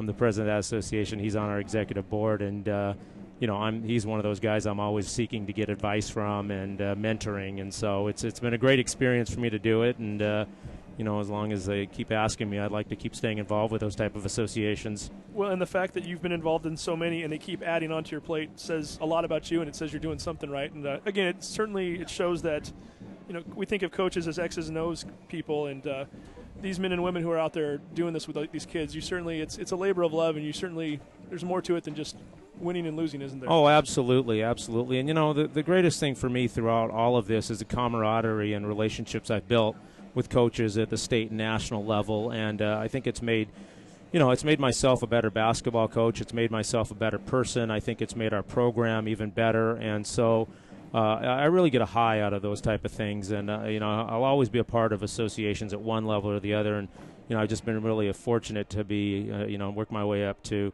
the roles I'm in right now, but that's not really why you do it. It's just to be a part of it, and like I said, to help coaches and kids throughout the state and the national level. Well, and good for you for doing it. Hey, I want to talk to you a little bit about the season coming up. And first of all, I'll kind of take this time to make a semi-announcement here. We haven't made this official yet, but been told I can kind of talk about this a little bit. As you know, this is the first year that we've actually streamed football games live over the internet and shown video streaming of the games. We're planning on doing that with the basketball team this year. MLTnews.com again is planning on doing. I think we've talked about maybe doing up to 17 games. You and I have talked a little bit about maybe putting together some form of a pregame show or a postgame show, maybe both. And so we're certainly looking forward to that partnership and being able to bring everybody Terrace basketball, whether they're able to make it out to the games or not. Well, I think if we do the postgame show, let's make sure it's not in the locker room, because I think you remember some of those postgame talks, and we don't need a camera in there. But no, you guys, Angelo and Vince, yourself and Dave, have done an unbelievable job, and right now you're 1 for 1 for successful seasons. So we'd love to be a part of it during basketball season, because if we can mirror what the football team's done here, and I know they're down 21-3 right now, but they got a stout defense, and maybe a couple plays here or there they can get back into it. But what a great season for them, and to for this to piggyback off the great season. What a inaugural start here of the football games being streamed the way you guys are doing it. Yeah, it seems to be karma, so maybe we'll just keep bringing let's it with us. Let's go with it. We'll go with it. We'll ride that wave. and quite frankly, you made it to the quarterfinals last year, so if we're going to take you to the next step like we did the football team, what's that? That's like the state championship. Well, right? that would be okay with us, and we're looking forward to the season here. I think we mentioned last time we spoke that one of our key players, Blake Fernandez, is out, but as talented as Blake is on the court, he's doing a lot still for us off the court. In fact, he still conditions with our guys. He's just not going to put on a uniform for a little while, and it's our job to hold down the fort until Blake can come back. And he's supposed to be back right around late December, so that's the only Christmas gift I want. I don't need a new iPhone or iPad. I need Blake Fernandez back as one of our guards, and we've got other pieces that. I don't care who you have. As a coach, you're worried and you're concerned about what kind of team you're going to have. To not have one of your better kids is obviously concerning, but it's going to give some of our other kids a great opportunity to grow without Blake being there. When Blake comes back, hopefully all the rest of the guys are that much better. And Blake, when he's back, he's going to make us a better basketball team. And, we've got some key players back from last year with Greg Bowman, with Lauren Lacoste, Jesse Zerum, and Marcus Armstead. And then we got some key, reserves back, Michael Lotz, some JV kids that are coming up that have worked hard. So, I'm never one to make predictions. I'm always optimistically pessimistic. But I'm looking forward to the season. We're looking forward to the challenge at hand, and just no different than this football team representing the community of Mountlake Terrace High School the right way. And you talk about some of the players you have coming back. You have all your coaches coming back, and yes. I believe you added 2 more assistants this year, 2 alum, correct? Well, we did, and my only concern with those 2 guys is do we have enough chairs on the bench, because we're getting quite a few. But Al Shannon, who is one of the all-time greats from 1980, his son obviously is Ryan, is going to be helping us out this year, and then Michael Boxley. The Boxley name is synonymous.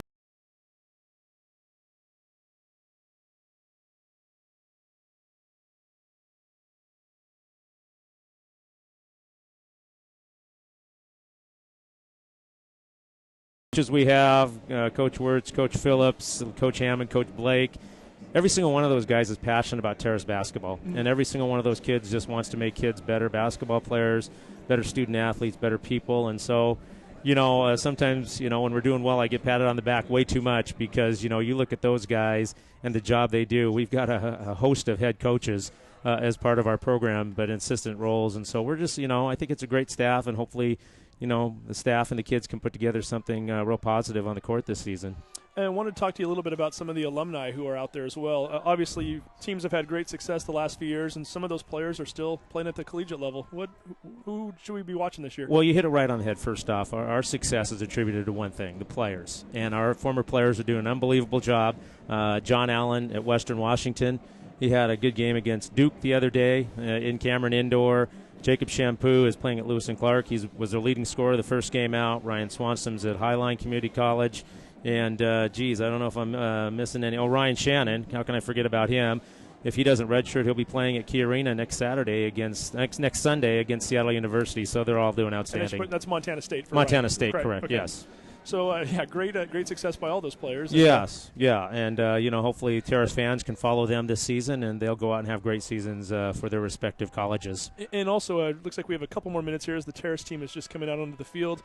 You've got an interesting schedule coming up. You're certainly not shying away from too many teams this year out of conference. Yeah, Steve, if I had to do one thing over last year, I think I'd have scheduled maybe a tougher non-conference. But the teams we played last year, great programs. But we decided to amp it up a little bit this year, and we added Lincoln. That'll probably be one of the top teams in the state for any classification. And then we're playing a team from Los Angeles, Fairfax High School, that usually is a top 10, 15 program on the West Coast. And so I don't know if we bit off more than we can chew, but the bottom line is, can we go play those teams, see how it goes, compete against them, and then when late February, March rolls around, and hopefully if things go well, we're in the postseason, we can use those experiences to make us a better basketball team when we go play against some really good teams in the postseason. Well, great. And again, 23-1 record going into the state tournament last year. Phenomenal season. We're expecting big things again hopefully this year. Appreciate you joining us again tonight, and hopefully you and I can do this many more times to come throughout the season when we go to broadcast some basketball games. I'd love to do that, Steve, and I just want to say hello to my dad. He's watching the game in St. Louis, so you guys are getting as much exposure as probably a presidential debate right now. So this is a great thing, and it's being watched over in Missouri right now. Well, hi, Dad, and again, thanks, Nayland, for coming on, and we'll talk to you soon. Pleasure. Thank you. All right, again, Nayland Sood, head basketball coach here at Mountlake Terrace High School. We're going to take a quick break, and when we come back, the second half of this playoff game between the Kennedy Lancers and the Mountlake Terrace Hawks. Kennedy leading Mountlake Terrace 21-3.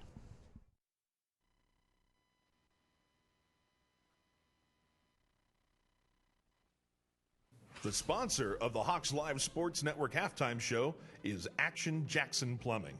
If you have a clogged drain or other plumbing problem, call Action Jackson Plumbing for 24-hour service. Owned by a lifetime local resident, Action Jackson is the drain cleaning specialist, unclogging most drains for $99 plus tax. Call them at 425-877-5601 or visit actionjacksonplumbing.com.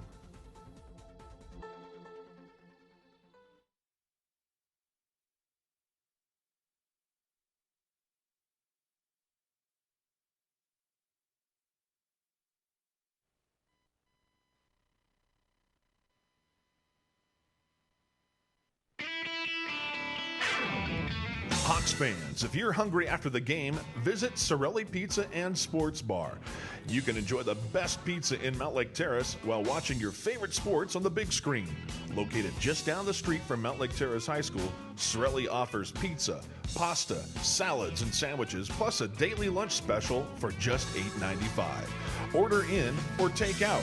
Call Sorelli at 425-670-8600 or visit them at SorelliPizza.com.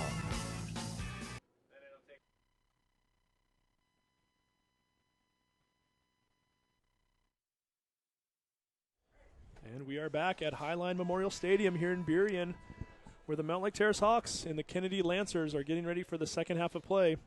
If you're just tuning in, the score here at the half, Kennedy 21, Mountlake Terrace 3, a game that has been night and day between quarters. Quarter number 1 saw the Hawks jump out to a 3-0 lead and really dominate the first quarter with 6 first downs to Kennedy's 0. Kennedy with 6 offensive plays, and they went 3 and out and punted twice. Second quarter was a completely different story. Tone was set early when on the very first play of the second quarter, Bo Kennedy fumbled a snap from center. Ball was recovered by Kennedy, and after that, it was just complete domination by the Lancers. 3 straight drives, 3 touchdowns, and now we stand at 21-3 heading into the third quarter. Aiden Murray, Hawks kicker, back to kick. Ball is blown dead. Penalty flag is thrown. Thrown on the side of where Mountlake Terrace was lined up, assuming that must mean an offsides of some sort on the Hawks. Surprised they stopped. I thought they would just play it out and then have the 5 yards at the end. Just a reminder, at the end of first half, there was an unsportsmanlike penalty on Mountlake Terrace after Kennedy scored their last touchdown, and the penalty carried over to this half.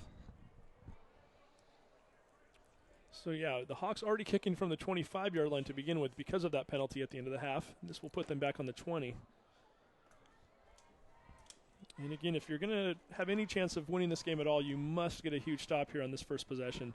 You've already fallen behind 21-3 to the 4th-ranked team in the state, a team that's used to having big leads, doesn't give up a lot of points as it is.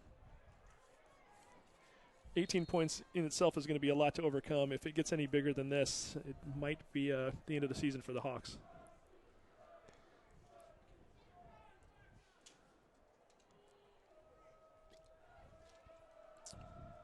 Murray with the kick. Thompson fields it on his own 30. Has a little bit of running room and brings it back to the Mountlake Terrace Hawks 47-yard line. A gain of 22 yards, 23 yards on the kickoff return. And again, Kennedy starts out the second half of play on the Hawks side of the field. We talked earlier in the game how Mountlake Terrace this season, their defense has seemed to play a much tougher second half as they have the first half. We'll see if that'll continue. In both the wins and the losses, the Mountlake Terrace defense seemed to be playing much tougher the second half, and this will be a good test. Jordan Brown with the tackle on the kickoff. Ball is handed off to Cassette. Cassette lunges forward through the middle of the field and gets tackled at the 40-yard line for a gain of 7. Jordan Brown once again on the tackle, number 22.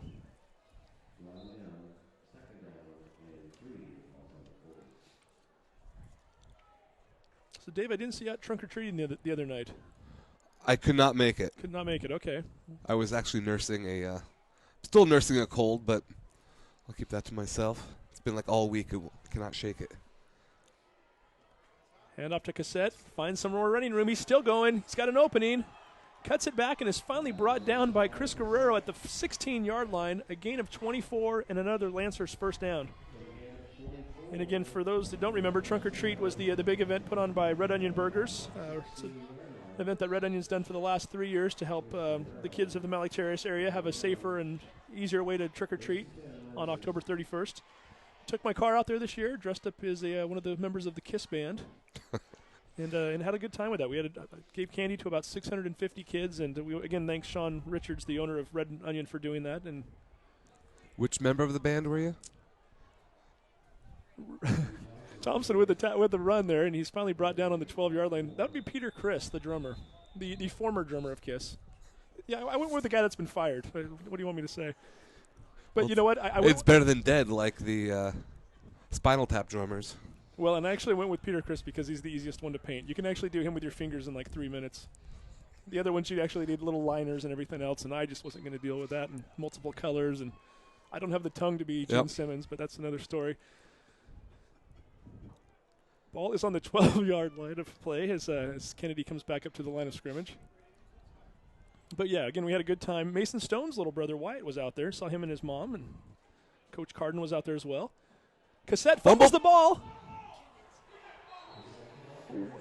Pile up on the play. It looks like the Hawks might have it, but we're waiting to get the confirmation from the referees.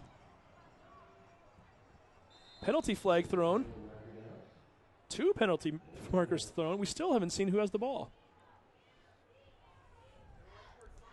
Thought number 72, Jevin Pa knew he might have had it at first, but again, at the bottom of a pile when the ball is fumbled around there, you never know until everybody is pulled off. Yeah, I mean, even the guys next door in the booth are swearing over there from Kennedy because they thought they lost the ball, but I don't see the refs pointing. Calling 1 personal foul against the Hawks.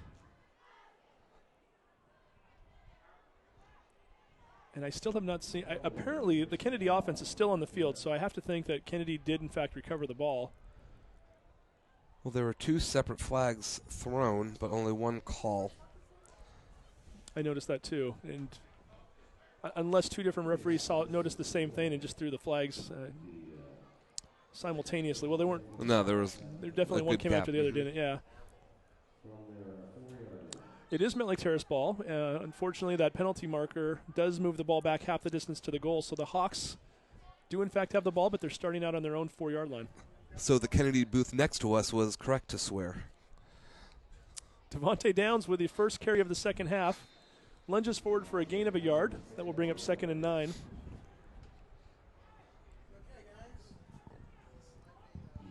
And I'm waiting to get some stats here as well. We'll try to update you on Devontae Downs for the first half. Were you looking at that? You know, that penalty against Terrace after the turnover really only cost him about 4 yards, and still it was 1st and 10 for him, so it wasn't that big of a penalty for him. Well, and the key thing was to get the ball back. Yeah. Throw to Evanson. Catches the ball, turns it upfield, and is finally brought down at the 12-yard line. A gain of 7, and that will bring up a 3rd and 2. Tackle on the play made by number 22, Colin Cassette. Evanson with his second catch of the game. Evanson looks to be a little bit banged up as he's hunched over right now in the huddle, but he's going to stay out there. Do want to point out that Quentin Bernard, who was out in the second quarter, is back in now. Good to see Bernard back out there after being a little bit banged up in the second quarter. Devontae Downs right now with 13 carries for 88 yards, by the way. We had misinformed everybody earlier, 99. Apparently we were off by a little bit. He's got 88 for the game now. Evanson once again with another catch. This time it is enough for a first down. 9-yard gain, and that will give Terrace the ball on their own 21. Nice strong throw, Bo Kennedy, on an important 3rd down with your end zone right behind you. So 2 passes there on 2nd and 3rd down, gets the first down, keep the chains moving. And the tackle on that play was made by Tristan Vogler, the sophomore, 5'9", 155, number 33 for Kennedy.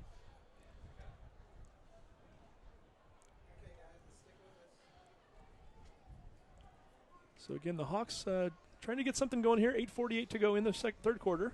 Hand off to Ragsdale. Ragsdale tries to run off of right tackle. Doesn't have a lot of room and is finally brought down at the 23-yard line for a gain of 2. If you saw that, Steve, Bo Kennedy dropped the snap and it threw the timing off a little bit of Mountlake Terrace offense right there, but still able to get the ball and get at least a yard more. Yeah, and that's the second time tonight we've seen that issue with the snap. And fortunately, for this time around, it did not lead into a turnover. Earlier tonight it did. And Mountlake Terrace, 2nd and 9 on their own 22. Kennedy lined up in a shotgun, drops back to pass, throws once again to Evanson, picks up a blocker from Bernard. Evanson fighting his way forward for more yardage. Is finally brought down at the 26-yard line after a gain of 4. 3rd and 5. Looked almost identical to the last 2nd down Mountlake Terrace was facing.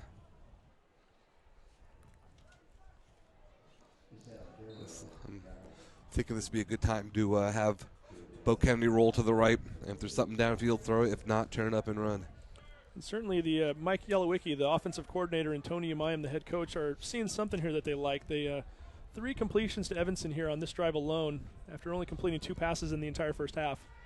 Ragsdale starts out to his right, cuts it back in, finds a little bit of running space. He's still running along the sideline and is finally brought down at the 44-yard line, 45-yard line, a gain of 19 and a Mountlake Terrace first down. As a partisan Terrace fan, a little scared there because he looked like he was going to get stopped well short of the first down, but found a crease to the right and ran around the outside. Nice run. Yeah, on a 3rd and 5 play, trying to get that sweep to the outside, that's definitely a gutsy call. You're down here far enough. You're not quite in that point of the game where you have to start going for it on 4th down in your own territory. But at the same time, you need to be smart with that ball. And that certainly would not have been a play that you wanted to get a loss of 2 or 3 yards on a sweeper on the right. First down and 10. Kennedy waiting the snap. Throws the ball. Incomplete. I don't know if you saw the same thing I did. It looked like they might have been setting up the hook and ladder there. I didn't. Oh, no, I did not see that. Yeah, Quentin Bernard, same play we've seen them run twice this year. He runs about a 15-yard out pattern. Chance Ragsdale drags behind him about 5 yards down the field. And it looked as though they were setting Bernard up to maybe catch that ball and pitch it to Chance on the run and let him run down the sideline. Big play they used against Meadowdale. Used it against Meadowdale. Used it, I believe it was against Shorecrest. Both times it went for huge yardage. This time it's incomplete. 2nd and 10. Hand off to Downs, trying to fight his way forward, and unfortunately there's 3 Kennedy Lancers waiting for him, including number 75. It's Manasi Komodo, and number 80, Sebastian Ferraro, was also there.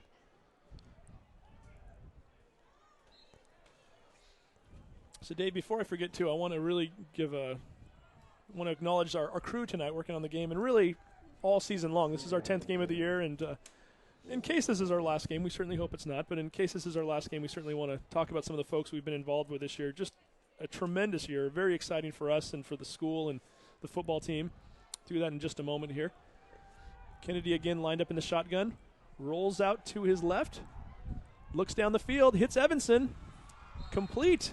Evanson tackled on the 45-yard line. Looks like that spot's going to give him the first down. Should be enough for a first down, and it is. Tough throw running to your left as a right-hand quarterback. Get those shoulders around and throw a strike. Nice play, Bo Kennedy. And nice play, Sean Evanson, his 4th catch of the drive. And just to kind of put that into perspective here. Evanson, again, he is leading the team in receptions this year, but certainly I don't think we've seen him with a 4-catch drive at all this year. Evanson had 25 catches coming into the night in the first 9 games combined. Lucas Pope finding some room around the left-hand side. He's finally brought down at the 32-yard line. A pickup of 13 yards and a first down. Tackle on that play was made by number 35, Jacob Thurber. That's the first time we're calling Lucas's name tonight. I believe he had a carry in the second quarter as well. 3 carries for 14 yards for Pope on the night. So again, we'll do this play first as Kennedy comes out of the huddle. He's got Devontae Downs lined up off to his left. Throws again. This time it's caught. Quentin Bernard. And Bernard is brought down at the 28-yard line, a gain of 5. A late flag, Steve, at the tackle. Can't see how that would be against Mountlake Terrace since there was 1 receiver and 3 defenders. And don't see anybody moving backwards yet, so I'm assuming you're correct, and it will probably go against Kennedy. And the flag was thrown way after the play. Yeah. Personal foul. Looks like a blow to the head on Kennedy. And that will move the Hawks that much further down the field. Again, 5:34 to go here in the 3rd quarter of play. The Kennedy Lancers lead the Mountlake Terrace Hawks 21-3. However, the Hawks are on the move.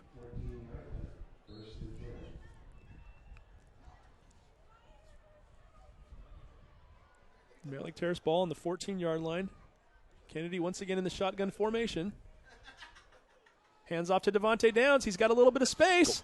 Devontae running a player over. Touchdown, Terrace.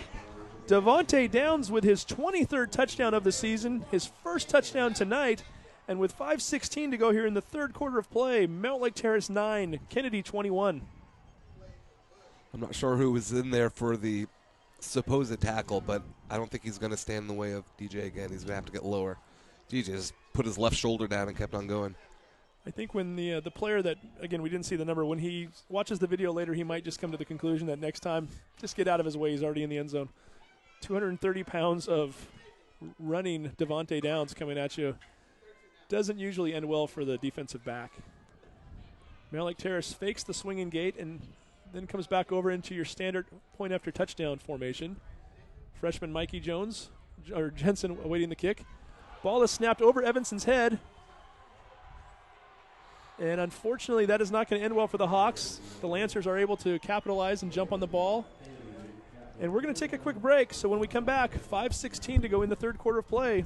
Kennedy 21, Mountlake Terrace 9. The Hawks Live Sports Network is brought to you in part by Harris Ford Lincoln, celebrating 60 years in business in a newly remodeled facility. Harris Ford Lincoln is the largest volume Ford dealer in Washington State and was voted the best in Western Washington by King 5's Evening Magazine. Harris Ford Lincoln, located at 20006 64th Avenue West in Linwood. Visit them at harrisford.com.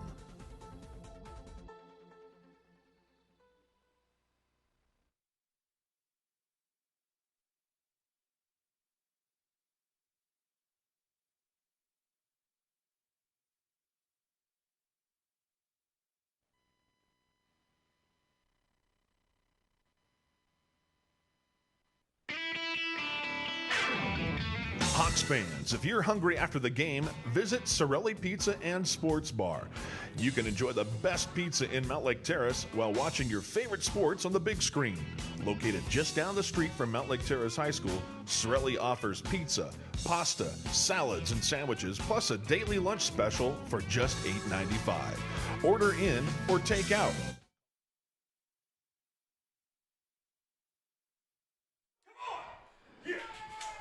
Back again at Highline Stadium. Mountlake Terrace, Aiden Murray kicks off the ball.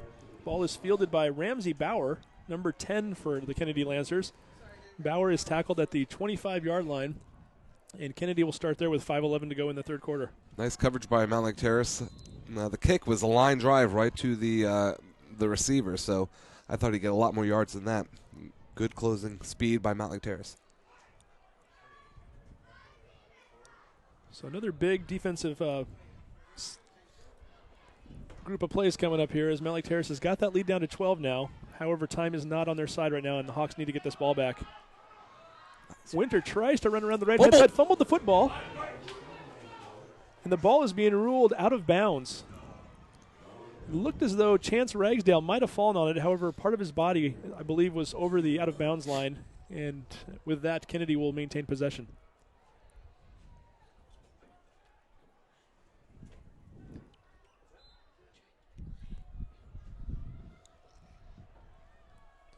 Again, we've got a 2nd and 8 coming up here on the 27-yard line. Richardson under center. Hands the ball off to Cassette. The Mountlake Terrace defense comes alive again. Handful of players in there on the play. Coach Umaim getting into that one. See a little fist pumping on the sideline. Quentin Bernard on the tackle, number 80. And this is the Mountlake Terrace defense that we've come to expect over the last 6 or 7 weeks, and they seem to be coming alive here in the third quarter. We just hope it's not too late now. They love their second halves, yeah. Still a lot of time. I mean, a full quarter and 4 minutes left here. Definitely, if Mountlake Terrace can stop them, the momentum will be with them. Well, and certainly after that last drive, the offense is 96-yard possession. They're showing that they can march the ball down the field right now. Richardson once again under center. Fakes the handoff. He's going to try to roll out to his left. Cuts the ball back into the middle. He's got some running room. And is finally brought down, but not until he gets to the 50-yard line. A gain of 23 on the play. Tackle on the play made by number 22, Jordan Brown, as well as number 80, Quentin Bernard. It seems like every time the quarterback, he hasn't done it much, but every time he's kept it, he's gotten some good yards. It's if you see when he hands the ball off, his back is always towards the defense. So it takes a split second for the defense to pick up who has the ball, and it's that half of a second that gives him enough time to get around the corner. Yeah, that was all Richardson needed on that play. He found a little bit of space and went with it, and 23 yards later, Kennedy's on the march. Richardson with a handoff to Cassette. Cassette dives forward to the 43-yard line, a gain of 7. That will bring up a 2nd and 3 for Kennedy. Steve, and I know I don't have to tell you, Cosette, for the theater buffs out there, is one of the main characters of Les Mis, Jean Valjean's daughter. So it is the same spelling. Again, making sure, if you're wondering where I heard that name before, that was it. Thanks for the knowledge, I think. You've been sitting on that one for 3 quarters? I was like, Cosette, how do I know that name? And yeah. Well, for the theater buffs out there, we thank Dave Costa for the passing along the Les Mis info for us. Richardson again under center. Hands off once again to Cosette from Les Mis. Carries a couple tacklers on his back and still going. Quentin Bernard trying to strip the ball. Finally is able to bring him down. But again, not until Cassette is to the 24-yard line. That's a gain of 18 and another Lancer first down. Dave, I want to, again, we started to do this earlier. I want to give some acknowledgement to our crew, not just for tonight, but for the entire season. Certainly starts off with Angelo Como and Vince DeMiro. Without these two gentlemen, this program is nowhere near what it is. This has been phenomenal. Again, we've talked about it before. We certainly are trend-setting for what high school football can do on the internet and the broadcasts. And these two gentlemen, both teachers at Mountlake Terrace High School, have done just tremendous work and put a lot of time and effort into this. And what you're seeing is, again, it's phenomenal. And we're lucky to be a part of it. Cassette again with another run up the middle. It's going to be tackled at the 11, maybe the 12-yard line. It will be a first down. However, there is a flag down. So, again, we want to thank Vince DeMiro and Angelo Como for everything they've done. Certainly want to give a shout-out tonight to some of our crew. We've got Jacob Brocksmith and Nathan Couplitz on the cameras tonight. Nathan, one of the sports editors at the Hawkeye, has been doing a tremendous job with us all year long. He's done quite a bit for us, and he's done everything from cameras to spotting to just coordination. And there's a lot of moving parts for this production to go on, so it has been very impressive. He's helped set up. He's helped break down. He's done it all. Done a great job. Daniel O, we'd like to give him a shout-out. He's been our stat guy all year long. Daniel Olaf Vorovsky. He's also one of the Hawkeye members, and he's been doing great things along with Nathan all season. Austin McDermott is helping out with the photos tonight, and he's been kind of a jack of all trades all season as well. Got a Richardson again keeping the ball. Richardson into the end zone. Kennedy with a touchdown with 1:44 to go here in the third quarter, and that makes our score 27-9. Want to also point out Onviet Win is doing the Twitter feed for us tonight. That's at MTHS Sports, and that's with one S in the middle there, MTHS PORTS. He's been tweeting the game results all night long. And also want to give a shout-out to John Clippard, our statistician, who's been doing great work with us all year long and getting us all of our stats. He keeps us informed up here in the booth. He's been doing that for both the broadcast as well as the coaching staff. Cassette with a kick, it's up and it's good. And also we want to thank our spotter, Stacy Timmermans, who's helping us tonight. So we're going to take a quick break. Again, with 1:44 to go here in the third quarter, Mountlake Terrace will receive the kickoff when we come back. The Hawks trail 28-9.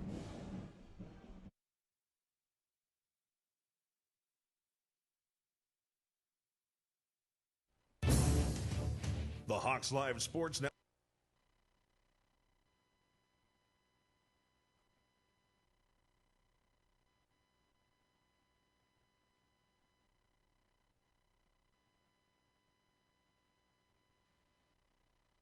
is brought to you in part by Edmonds Sports Academy. If you've been wanting to get back in the game, whether it's basketball or just improving your fitness level, Edmonds Sports Academy is the place to go. Edmonds Sports Academy. Believe in the power of play. Call them at 425-772-1901.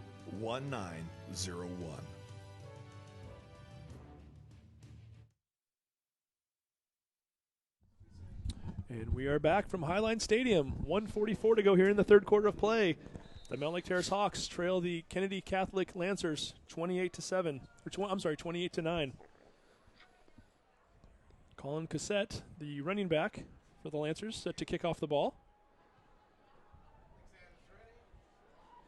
Once again, the ball is kicked into the end zone. Mason Stone catches it. However, that ball is immediately down.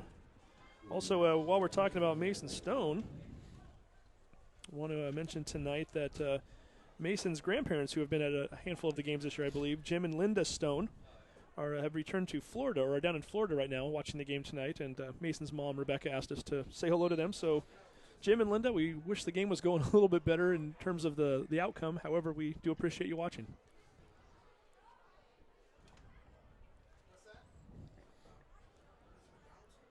So Kennedy once again in a shotgun formation. Sends Lucas Pope into motion. Hands the ball off to Pope. Rolls out to the left. Breaks through one tackle. He's got some running room. Pope's got open field. Pope's running. He's to the 50. To the 35. Pope is still going. To the 15. The 5. Touchdown, Terrace. Lucas Pope with an 80-yard run. My goodness. And with 1:30 to go here in the third quarter of play, the Hawks are back in it. Mountlake Terrace 15. Kennedy 28. My goodness, Lucas Pope with the run of the year for him. Pope came into this game 38 carries for 211 yards. He was averaging 5.5 yards a carry. His long carry before tonight was 28. Shattered it on that one. 80-yard carry for Lucas Pope. Yeah, looks like he got knocked around a little bit, 5 yards past the line of scrimmage, went right, and the only thing in front of him was the referee in the end zone. So nice play to go right, and then there was our guy we were talking about earlier, Antonio Winter, chasing him down, but Pope had enough gas in the tank to make it in.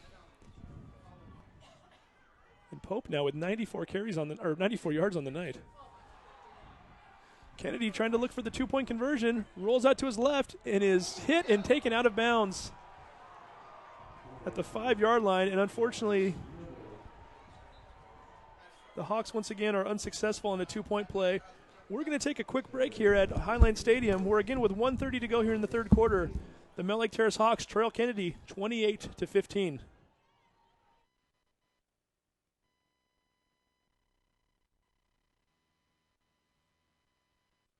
Need a wheelchair, scooter, or other medical device but can't afford it? The Donor Closet is the answer. The Donor Closet recycles all types of medical and mobility equipment. Hundreds of items available for a minimum affordable donation. Everything from hospital beds to shower heads. The Donor Closet helps people with MS and others with special needs. Financial aid available to those who qualify on the web at donorcloset.net or call the Donor Closet volunteers at 425-712-1807.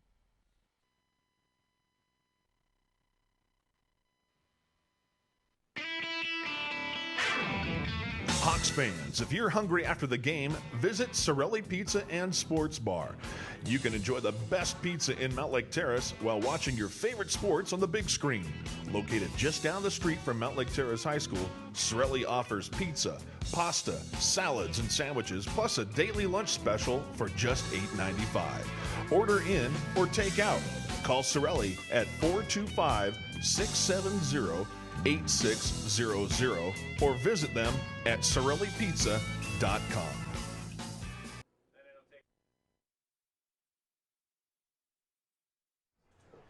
Back again at Highline Stadium, we're at Lucas Pope's 80-yard touchdown run.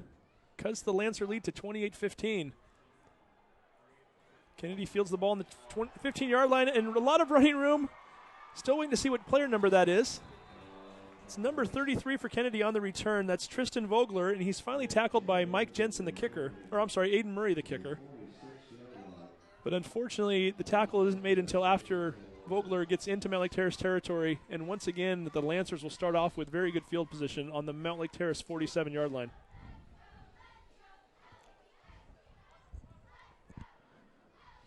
So we said it last time, we'll say it again. Big defensive stop needed here by the Hawks. You're down by 13. Your game is far from over. You've got a whole quarter after this. But again, you cannot let these guys score again. And for the people at home watching, you probably can't tell on the screen, but it has been raining. Not heavy, but a constant rain this second half. The ball and the field are damp. Cosette with a run up the middle. Again, another gain of 8 yards on that play. It's finally brought down by Brett Potter, as well as number 80, Quentin Bernard. Or no, I'm sorry, that was number 10, Bo Kennedy, who's out there playing defense right now.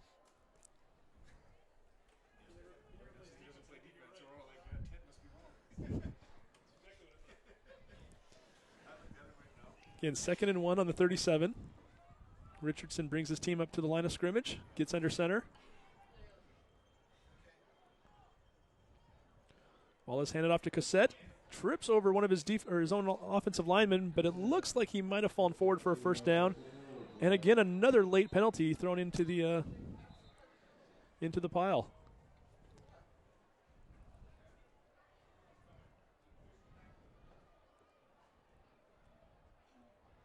If this is against Mountlake Terrace, this will be their third unsportsmanlike or personal foul late hit.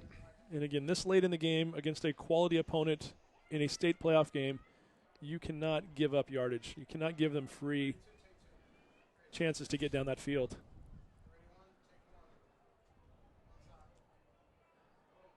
Oh, and in this case, they're waving off the penalty. We're not sure what that was or what the ref thought he saw, but at any rate, the chains will move forward, and the Lancers will have a first down on the Mountlake Terrace 35-yard line.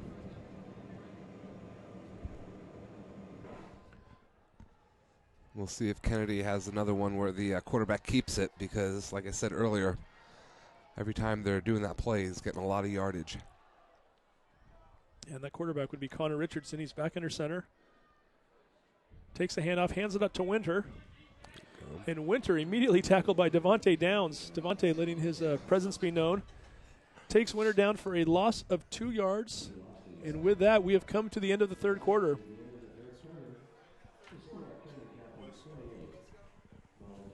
We're going to take a break. 3 quarters of play in the books. Kennedy 28, Mountlake Terrace 15.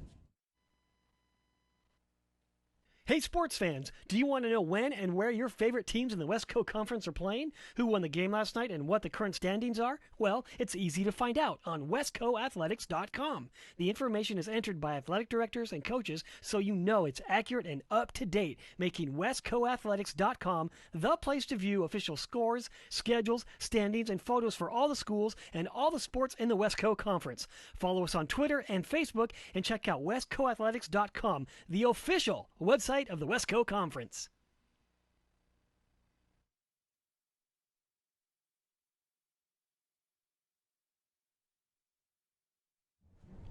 And we are back for the final quarter of play here at Highline Stadium, where the Mountlake Terrace Hawks trail the Kennedy Lancers 28-15. Got a few stats to pass along for you right now. Mountlake Terrace leading rushers tonight. Devontae Downs, 14 carries with 102 yards. Lucas Pope, 4 carries, 94 yards. Obviously, 80 of those coming on 1 carry just a few minutes ago, an 80-yard touchdown run. Sean Evanson, 5 catches for 38 yards tonight. Also, on the Kennedy side of things, huge night for some of their players. Colin Cossette, 13 carries, 77 yards. Drew Thompson, 8 carries, 85 yards. And Cole Madison, their receiver, 3 catches for 54 yards. And once again, Colin Cossette with the carry. This time he's not going to find much running room. 0 gain on that play, and that will bring up a 3rd and 12 on the 37. And Dave, this is what we were talking about. You need a big stop on this defensive possession. Here's your chance. Yeah, you got to wonder if Kennedy's going to go for it on 4th down. If they don't get it, that's still not much room for a punt. They're certainly not going to kick, so maybe 4-down territory here. So again, Richardson under center. Fakes the handoff to Winter. He rolls out to his left, looking to pass, scrambling. Is finally brought down by Quentin Bernard, and that will be a 2-yard loss. That will make a 4th and 14. Actually, they're going to spot him on the 37. We'll call that a no gain. 4th and 12 on the 37. Good job by Quentin by not biting on the fake pass and trying to jump up and block the pass. He stayed with the quarterback the whole time and got him. Did you say it was a sack, or is that a no? They're spotting that. We'll give him a sack. Yeah, why not? We'll give Quentin a sack on that play. It appears as though the scoreboard is showing the 38. We'll call it a 1-yard loss. Snap is high for Cossette. He does get the ball down and finally punts it.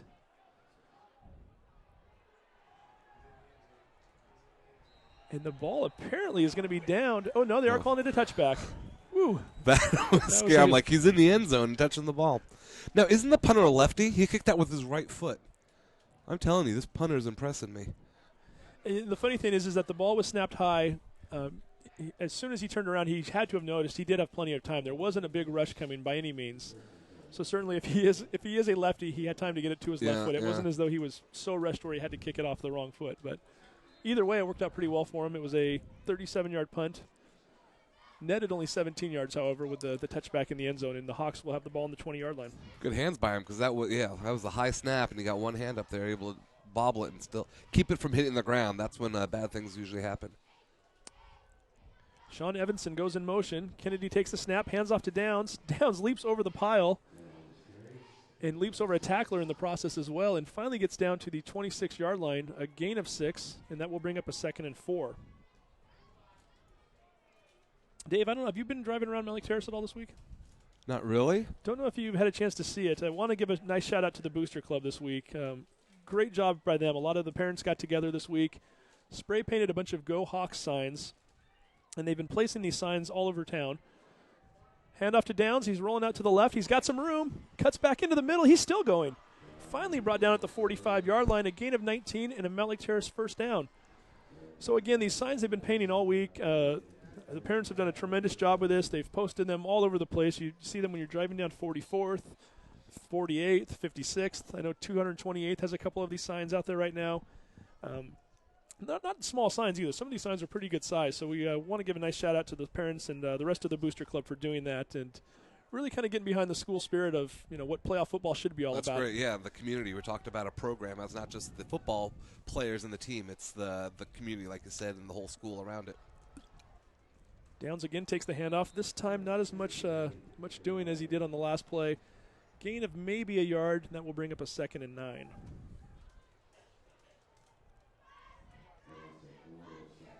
Want to give a nice little shout out to some other athletes at Mountlake Terrace this week as well. A couple big things going on across the state. The District 3A Girls Swimming Championships are going on at Marysville-Pilchuck both yesterday and today. And I know we've got a few of our swimmers there from MTHS participating in that. Kennedy rolling out to his right, looking downfield. He's got Evanson open. Evanson with the catch. He's to the 10, the 5. Touchdown, Terrace! Sean Evanson from Bo Kennedy for 54 yards. Mountlake Terrace with 8:46 to go in the game has cut the lead to 7. Kennedy leads 28-21. Sean Evanson, nice job. That throw was right on line, in stride the entire time. I thought the DB was catching up, was able to get a hand on it, but no, like I said, Bo Kennedy, perfect throw, rolling to your right. This is pretty exciting right now here in the fourth quarter. And a big extra point coming up here. Again, the score is now 28-21. Mike Jensen looks to cut this lead down to 6. I should say cuts the deficit down to 6. Evanson with the snap. Jensen with the kick. It's up. It is good. We have a brand new ball game here, folks. 8:46 to go in the game. Highline Memorial Stadium, first round of the playoffs. We're going to take a quick break, and when we come back, the Mountlake Terrace Hawks only trail the Kennedy Lancers 28-22.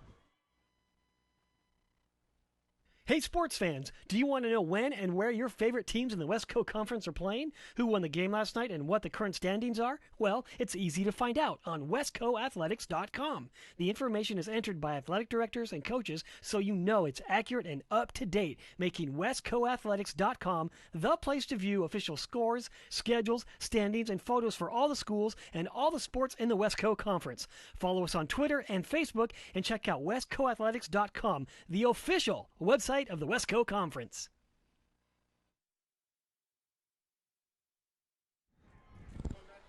And we are back again at Highline Memorial Stadium in Burien, where your Mountlake Terrace Hawks, with 2 possessions, have taken a 19-point deficit and cut it down to 6. The last play being a 54-yard Bo Kennedy to Sean Evanson touchdown throw. Kennedy hitting Sean Evanson running down the field in stride. And Mountlake Terrace now has a 28-22 deficit. It was a 4-play, 80-yard drive for the Hawks, which was preceded by a 1-play, 80-yard drive. So the Hawks have gone 160 yards in the last 5 plays and taken a 28-9 deficit and cut it down to 6. Gotta wonder if Kennedy's been watching the scoreboard most of the second half, just trying to run the timeout, run the clock out. But Steve, you and I were not really surprised. We watched a lot of Terrace football this year, and we know how strong we've showed up in the second half. Onside kick by the Hawks. Was not ready for that. Unfortunately, Kennedy was, and it looked like Zach Knobman might have been the one to fall on that, number 52. For a big man, nice hands, kicked right in the gut. I want to point out, too, that with that last catch, Evanson now has 6 catches for 92 yards tonight. We're waiting to get some stats for Bo Kennedy as well. Bo now 13 throws, 8 completions, 97 yards, and 1 touchdown. Richardson under center. Hands off to Cassette. Finds a little bit of room and is finally tackled, but not until he gains 11 yards and another Kennedy first down. We're talking about Kennedy's first down success the second half. They're getting big yardage on, and it's putting the defense on the defense early. Jordan Brown on the tackle on that last play. Hey, while we brought it up earlier, I want to still point out girls swimmers, Marysville Pilchuck this weekend. Riley Morgan, who's having a phenomenal year. She's already qualified for the state tournament in Federal Way next week. She's in the 50-yard freestyle as well as the 100-yard butterfly. Colin Richardson back under center. Tries to do a hard count. Play gets snapped. Cassette runs up the middle. And again, a handful of Hawks trying to tackle him and finally bringing him down. But again, Cassette lunges his way forward for another gain of maybe 8 or 9 yards as we await the spot. Tackle on the play primarily made by Mason Stone, number 23, as well as Chance Ragsdale, number 32. And they're going to spot that at the 34, which brings up a 2nd and 1 for Kennedy. So again, also Sarah Wilhoit, the junior, is also swimming in the butterfly over this weekend, and a number of other swimmers are up there as well. Mackenzie Lesueur, Jessica Jamtas. I'm sorry, what was that name? As we try to figure out who's running the ball there right now. Again, up here in the booth, it's a little bit tough to tell when they go into that pile sometimes. It is your buddy Cassette, Colin Cassette, number 22. But he does get the first down. We're going to call her Jessica Jamtos. There we go. Megan Bruce is also swimming this weekend, and Daria Jamtos also. So, again, best of luck to those ladies. I say best of luck, but however, I think the swimming meet is probably over at this point. It happened earlier today. But, again, nice to see so many of our swimmers making the districts, and we wish them all the best. Richardson again under center. First down at the 32. Richardson with a keeper. Cuts it back into the middle, and he's hit hard by Jordan Brown. And Richardson finally falls forward to the 25-yard line. That's going to bring up a 2nd and 3 at the 25. And I also wanted to point out the state cross-country championships were happening today in Pasco. And I know that was earlier. We don't know if we have any results for that. Actually, I'm going to get some results here from Vince DeMero in a moment. I know Jack Pierce, who had a great year at the cross-country level. I know he finished 3rd at districts last week in the 5,000 meter. He ran a 16:16, very impressive. And also from the girls, we had freshman Ella Schroth, who also placed at districts and was able to qualify for the state meet today. Richardson with another handoff to Cassette. Cassette has some running room. And again, he's eating up the yardage right now. He lunges his way forward to the 17-yard line and another Kennedy first down. The clock continues to tick here at 5:59 to go in the game. And I'm being told right now that Ella finished in 51st place today at the state tournament, and Jack Pierce finished in 31st. So again, another great year by both of those two. Both of them underclassmen. Jack a junior, Ella a freshman, and we certainly look forward to seeing how they do next year. 5,000 meters? 5,000. I don't know if I'm assuming the state championship was a 5,000 meter as well. Yeah, the district last week was 5,000 meters. It's a lot of meters. Richardson again with a snap. Hands off to Cassette, and Cassette dives forward to the 14-yard line, a gain of 4. That will bring up a 2nd and 6 as the clock again running, 5:16 and counting. Mountlake Terrace trailing Kennedy 28-22. Kennedy is on the move. Mountlake Terrace needs a big stop right here. Yeah, I bet they keep feeding Cosette. He's impressive. Even when he looks like he gets stopped, he still gets 3 or 4 yards. Terrace gives a turnover here pretty soon. Richardson keeps the ball, tries to find some room out to the side, eludes one tackler, which is Bernard. Is finally brought down by 2 or 3 Hawks. Brett Potter, Mason Stone, and Jazz Borromeo all in on the tackle. That will bring up a 3rd and short from the Mountlake Terrace 9-yard line.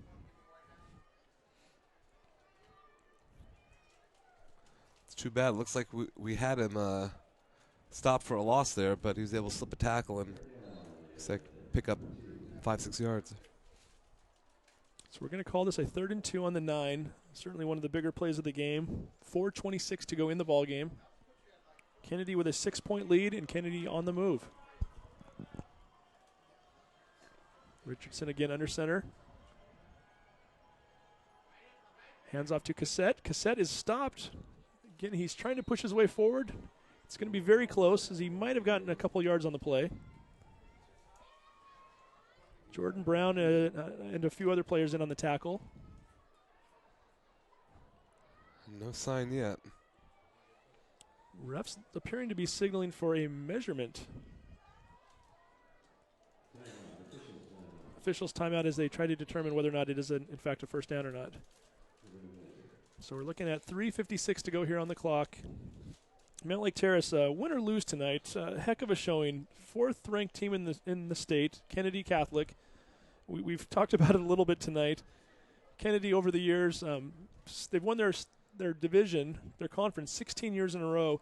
They've lost 3 games in conference in 16 years. This is a team that does not lose very often. This is a team that's used to getting into this round of the playoffs as a number 1 seed, playing a lesser team that barely gets into the playoffs. And generally speaking, they usually probably win this game 30 or 40 points. Mountlake Terrace showed up tonight and told them, no, you're going to have to work for this one. And well, yes, if the score stays the same or Kennedy goes on to win, still impressive showing by Mountlake Terrace, especially this second half. They were down by 3 touchdowns, and to still play hard with a gut check and make this a competitive game. By the way, the measurement did prove that it was in fact a first down. Cassette takes the another handoff here, runs it down to the 3-yard line, and a late penalty again thrown into the pile. Got to assume that being that it was that late in the play, it's probably a personal foul of some sort on one of the teams.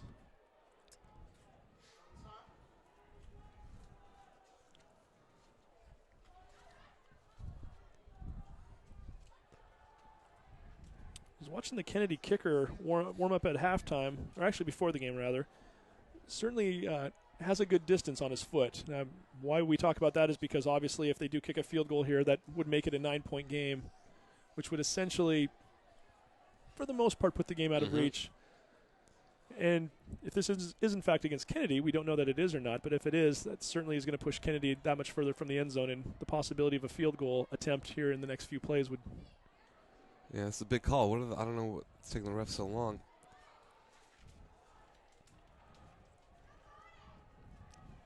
Looks like they're checking their text messages or something. I'm not sure.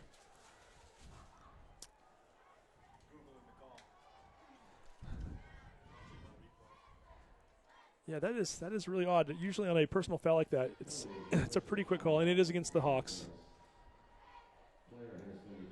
And I was kind of wondering about that. I didn't say it, but usually when they're taking that much time and they're actually writing something down, it doesn't involve an ejection, and one of our players has been ejected.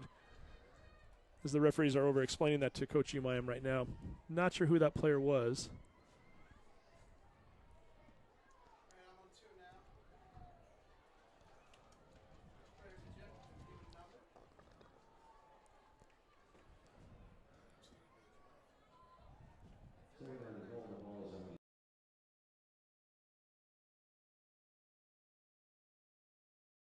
Standing above the 30-yard line on the other side of the field. So the numbers are a little bit harder to see from here. Did not see who the ejected player was. If we do figure that out here, we'll certainly pass that along to you.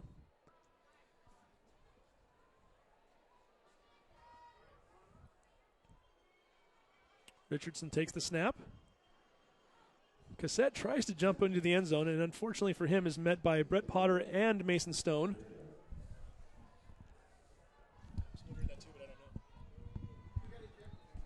So again, we have a 3rd down and goal coming up here on the 1-yard line. 3:08 to go in the game. The clock continues to tick. Kennedy up on Mountlake Terrace, 28-22.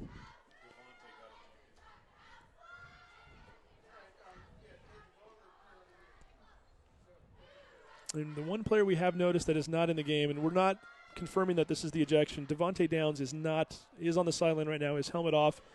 You would think in a 6.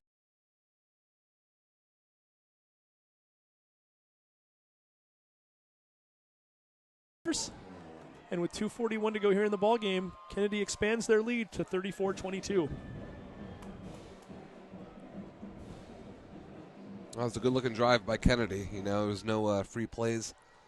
Just we noticed their stout offensive line to start the game, and they stayed conditioned the whole way and pretty much pushed their way down the field.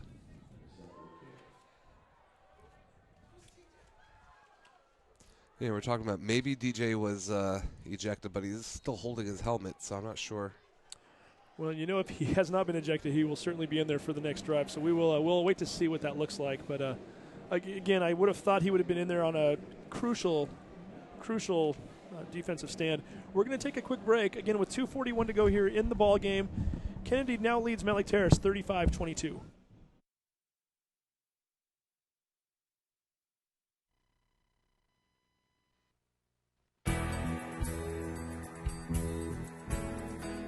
Revelations Yogurt in downtown Edmonds is proud to sponsor our Player of the Game Award, selected at the end of each Hawk Sports Network broadcast. Revelations features 10 flavors of delicious frozen yogurt and lots of toppings. Open Monday through Thursday until 9:30 and Fridays and Saturdays till 11. Revelations Yogurt.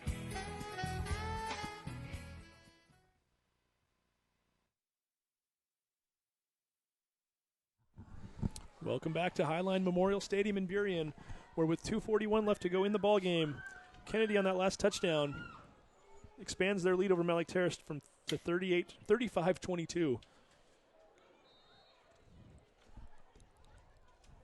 And Dave, we're certainly getting down to that time of the game where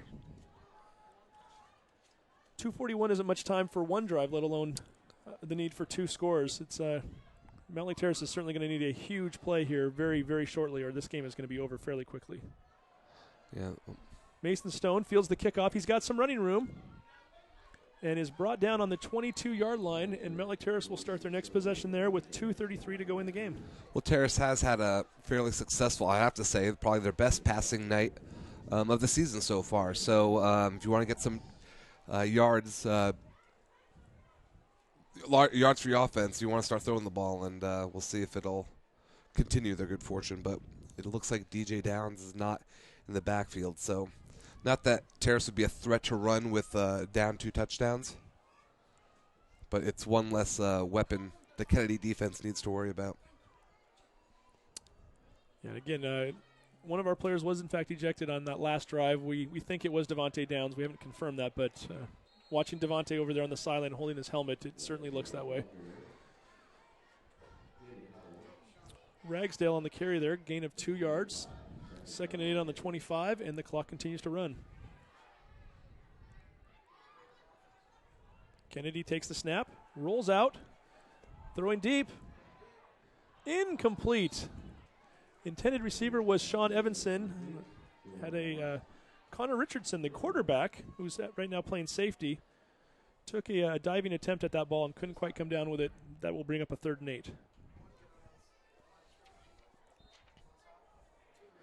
So again, we've got 2:07 to go here in the ball game. Mountlake Terrace trailing by 13.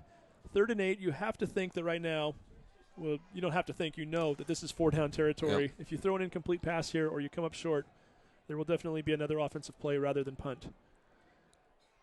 Kennedy awaits the snap, rolls out, throws to Borromeo, incomplete. Borromeo had that ball hit him in the hands and couldn't quite come down with it. Might have been just a tad bit thrown behind him, and Borromeo might have been looking upfield to see where he was going to run to next, and that brings up 4th and 8. So this is pretty much your season right here. 2:04 to go in the game, trailing by 13, trailing by 13, and you have a 4th and 8 on your own 25-yard line.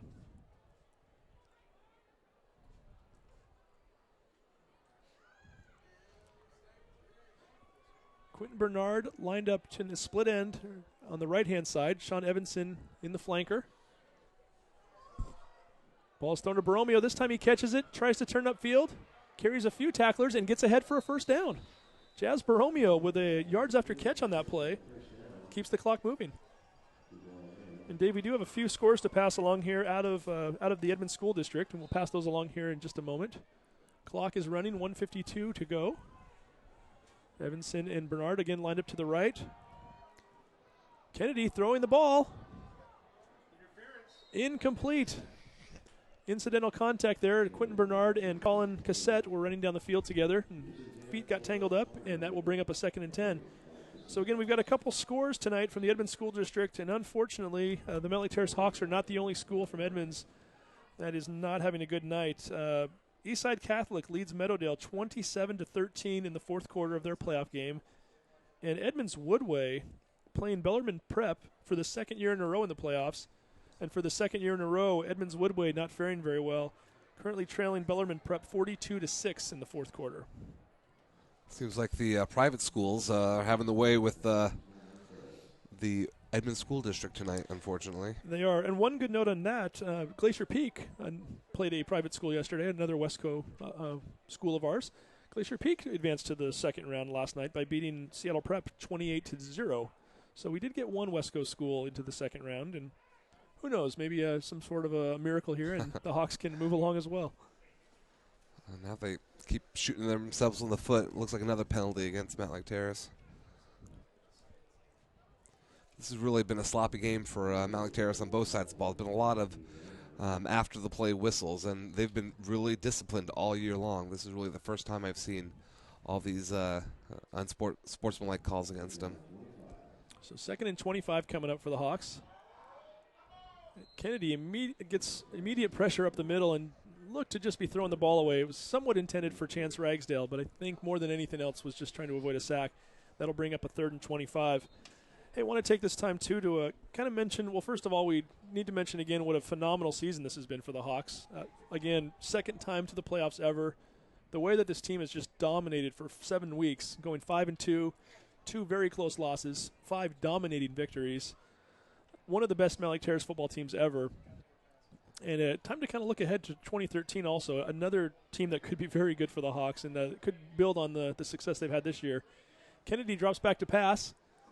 Throws the ball to Bernard. Incomplete. Again, the hook and ladder was being set up. Bernard was planning on catching that ball and pitching it to Chance Ragsdale. Incomplete, and that's going to bring up a 4th and 25.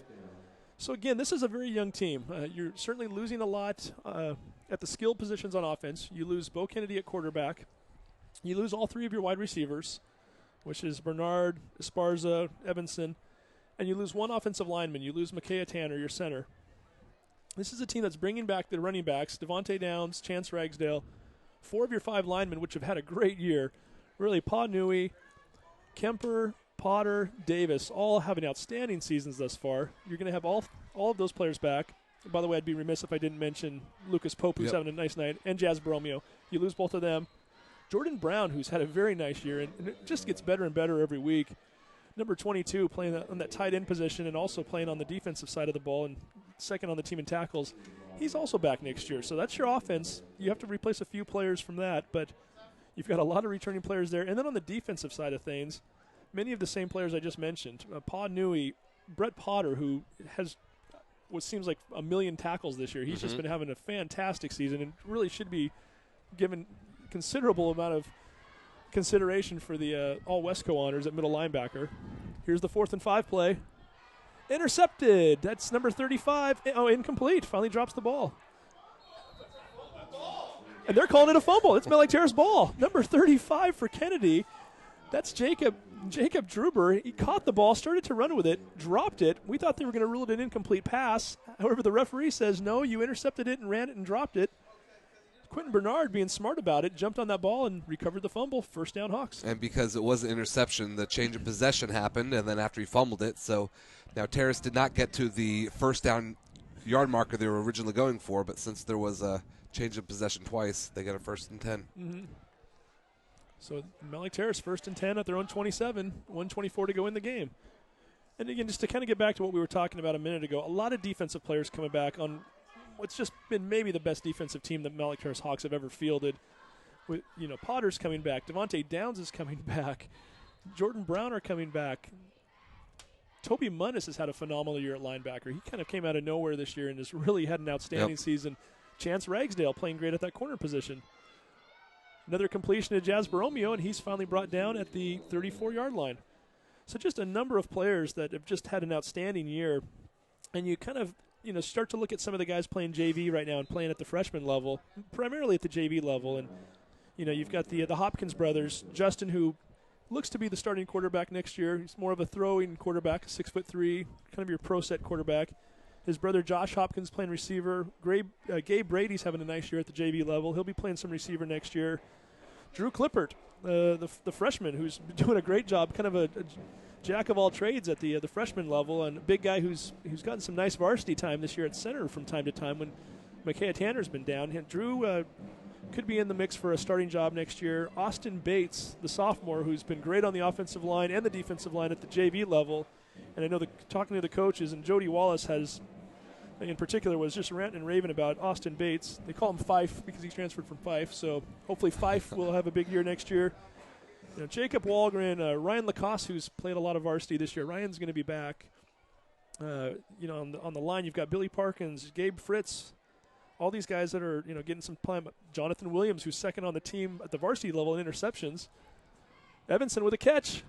Evanson with some nice yards after the catch and is finally brought down at the 46-yard line, first down, and that is a gain of 20. You're mentioning all the offensive linemen coming back, and obviously Terrace will want a well-rounded offense, but it's not going to surprise anybody. They're going to be a run-dominated offense next year with, like I said, all the running backs of 4 of the 5 linemen. So, yeah, we are losing our senior receivers, but you got to be pretty excited to see what this running game can do next year. I agree. And another Innie Closey, I haven't even mentioned him, but he's been playing a little bit tonight with some injuries. And, yeah, there's a lot of guys.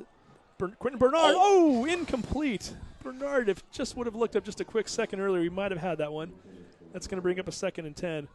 So, again, I'm trying to mention as many of these guys as I can because I know that these players all play their hearts out and they give it. They're all in practice and in the games. And guess what I'm trying to say, and the long version of it, a lot of talent coming back on this Hawks team next year. You've got a couple key positions you really need to fill. Obviously, quarterback and having, if it is Justin Hopkins, make that leap to the next level. You've got a few holes in your secondary from graduation, but your front 7 on defense is going to be fantastic. Your offensive line looks great. You've got one of the best running backs in the state, Devontae Downs. Chance Ragsdale with a catch. He's got room. He's running down the right-hand side. Cuts it back into the middle and is finally tackled at the 27-yard line. A gain of 19 and a Mountlake Terrace first down as the clock continues to tick here with 39 seconds to go. I'm thinking about a new quarterback in the offense next year. The nice thing is they're not going to ask too much of him. Like we were saying, it's going to be a run-dominated offense. So it's not like he has to go out there and run the spread or anything. You're going to have a hard time finding 2 better running backs than Devontae Downs and Chance Ragsdale in the same backfield next year. Bo Kennedy with a throw into the end zone, incomplete. That will bring up a 2nd and 10 with 25 seconds to go. So, again, this Mountlake Terrace Hawks team laying a nice foundation down. One other thing we should say also, while we still have some time, the 2013 graduates who are playing tonight, the seniors, this is a team that has won, and again, I know they didn't play all of the games on varsity, but this is a team that has seen 19 wins while they've been with the program. The team's been to the playoffs twice now. The 2009 team went, and now the 2012 team is going. Probably the winningest group of classmen that we've ever had at the school. Again, we understand that this is not a program rich in tradition, but these kids have certainly put in their time and their efforts. Jazz Borromeo with his 3rd catch. Yeah, and, they played a great season. We always talk about the progress of how our program looks from start to finish. And the first couple games of the year, they didn't look that sharp, but, they turned it around against Linwood and Everett and then played a great season. So, while I'm sure they'll be upset about the loss tonight, they got to be feeling pretty good in about a day or two once this loss goes away about how well they played. And hopefully the juniors, sophomores will be that much more hungry to get in the weight room and start running in the offseason to get ready for next year. I agree. And one other group we want to mention, too, since we've already mentioned the underclassmen, the seniors, I want to mention again the Booster Club.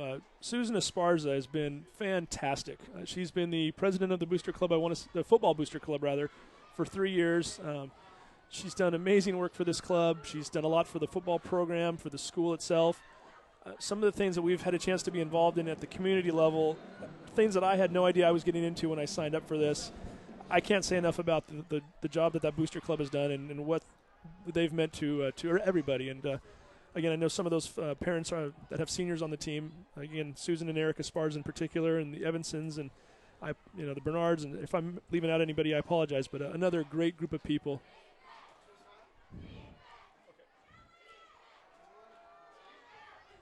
Kennedy throwing the ball. He's got Ragsdale. Ragsdale catching it.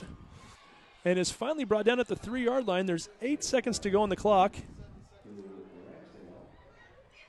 And the Hawks trying to make the game a little bit more respectable with 7 seconds to go, trailing by 13. Yeah, you like this composure, this fight that the Mountlake Terrace offense is showing, and without their probably number one rated offensive player, DJ Downs, getting knocked out or kicked out about 5 minutes ago. So good showing by Mountlake Terrace right now. And we do invite folks to stick around for a few minutes after the game. We will have a quick post-game show. Have a lot of stats to review tonight. Again, even though it's a losing effort, certainly a fun night tonight. A lot of good stats to look at, and we'll take a look at those. John Clippard, our statistician, is showing me right now that we currently have 444 yards of offense, playing the 4th-ranked team in the state, a team that has only given up, I believe it's 85 points the entire season, and the Hawks have put up 444 yards of offense.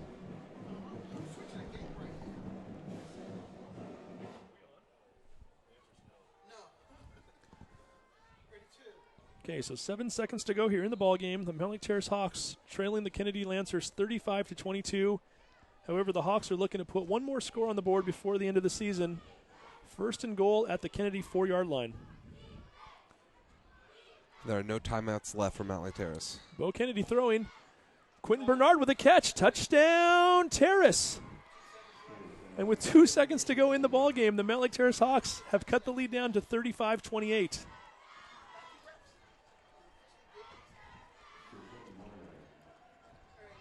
It's tough not to look back on this one now and kind of do the woulda, coulda, shoulda thing when you look at that end of the first half and that. We're looking at the same end zone right now, to where the refs, really blew that end of the first half. You could see their confusion, stopping the clock when, or the clock stopped when no ref said to stop the clock, and then 30 seconds later they asked for a measurement.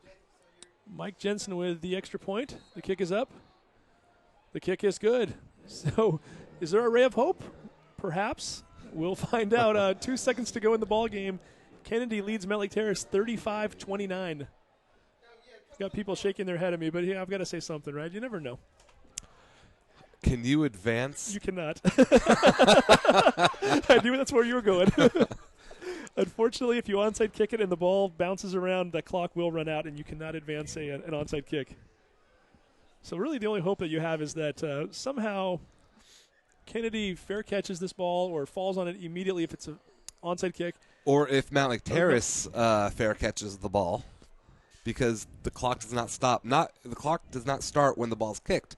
It is when it's touched after the kick. Sure. So we're looking at probabilities that are kind of 1 in a million at this point anyway, 1 in thousands anyway. But so you're saying we got a chance? We have so you never know. Mountlake Terrace could for the Dumb and Dumber fans out there, fair catch their own kick, but yep. I've been yet to see it. But you never know. So again, is it too early to start promoting basketball season? It is too early because this game is not over. Well, as we just to mention that one more time too, as we told Nayland Suit, or we talked about with Nayland Suit at halftime, we are planning on bringing this broadcast to the basketball season as well. I will be doing play-by-play for what looks to be possibly 17 games this season, and Mountlake Terrace basketball starts up on November 27th with a big showdown at Edmonds Woodway High School. So stay tuned. Onside kick, and the ball is kicked out of bounds. Penalty marker is thrown as nobody touched the ball. And again, there's 2 seconds left on the clock. Kennedy should just be able to take a knee and call this game over. We've seen plays in the NFL before. We haven't seen very many. I can think of one, and it was in like 1978, the miracle at the Meadowlands. But was that Herm Edwards in the background? That was Herm Edwards scoring a touchdown. Yeah. So has a team scored while another team's trying to kneel down, and yeah, it's happened, but it doesn't happen very often. Well, this also reminds me of the beginning of the NFL season when Tampa Bay was playing the Giants, and it was a situation like this. The game was pretty much over, and the Giants were in the V formation, but Tampa Bay, under new coach Greg Schiano, decided to play 100% anyway and almost injured some players, but a little bit of kerfuffle. So Richardson takes the snap, takes a knee, and with that, the 2012 Mountlake Terrace Hawks season comes to an end. the final score here tonight at Highline Stadium, and a heck of a ball game tonight. Tip your hat to the Kennedy Lancers, but certainly you have to give a lot of respect to the Mountlake Terrace Hawks football team.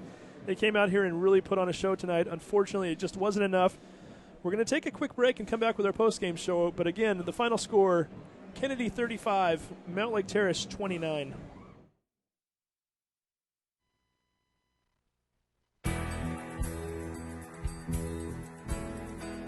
Revelations Yogurt in downtown Edmonds is proud to sponsor our Player of the Game Award, selected at the end of each Hawk Sports Network broadcast.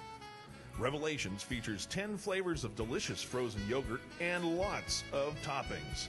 Open Monday through Thursday until 9:30 and Fridays and Saturdays till 11. Revelations Yogurt.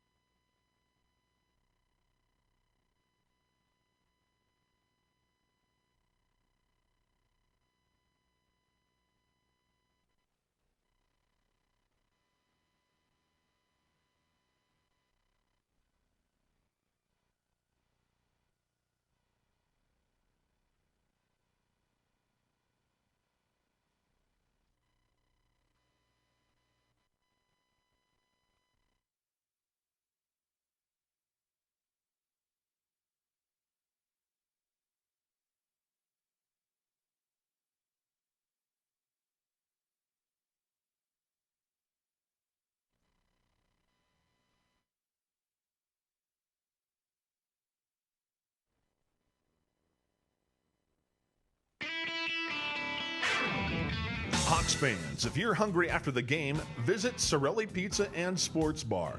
You can enjoy the best pizza in Mountlake Terrace while watching your favorite sports on the big screen. Located just down the street from Mountlake Terrace High School, Sorelli offers pizza, pasta, salads, and sandwiches, plus a daily lunch special for just $8.95. Order in or take out. Call Sorelli at 425-670-8600 or visit them at SorelliPizza.com.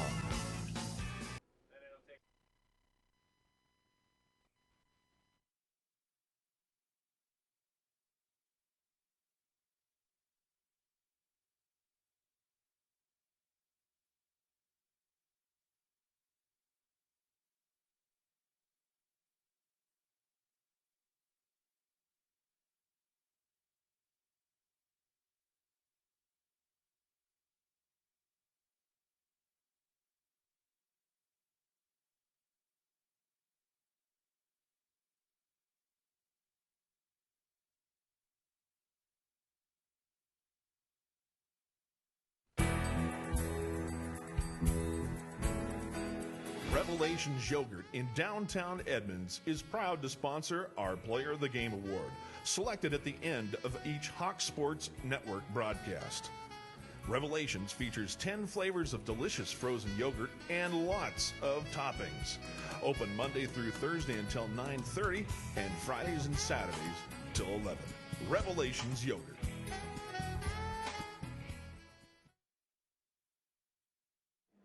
And we are back again for the Revelations Yogurt post-game show, live from Highline Memorial Stadium, where once again the final score tonight, Mountlake Terrace losing to Kennedy 29-35. Again, we are on the Hawks Live Sports Network, brought to you by MLTnews.com and sponsored by MS Helping Hands. I want to go over some of the stats tonight. Again, you can't say enough about this Mountlake Terrace Hawks football team. Tough loss tonight, but these kids played their hearts out, played one heck of a ball game, and you know, as we're broadcasting the game, you kind of get caught up in it. You don't really get a chance to really follow the stats too carefully. But now that I'm actually reviewing these after the game, impressive showing by the Mountlake Terrace Hawks tonight. Looking at the team stats, 27 first downs. I'm not sure. That might even be the season high. 27 first downs is a lot of first downs. Kennedy also had 19 first downs, so first downs all over the place for both teams. Mountlake Terrace outgained Kennedy tonight, 448 yards to 331.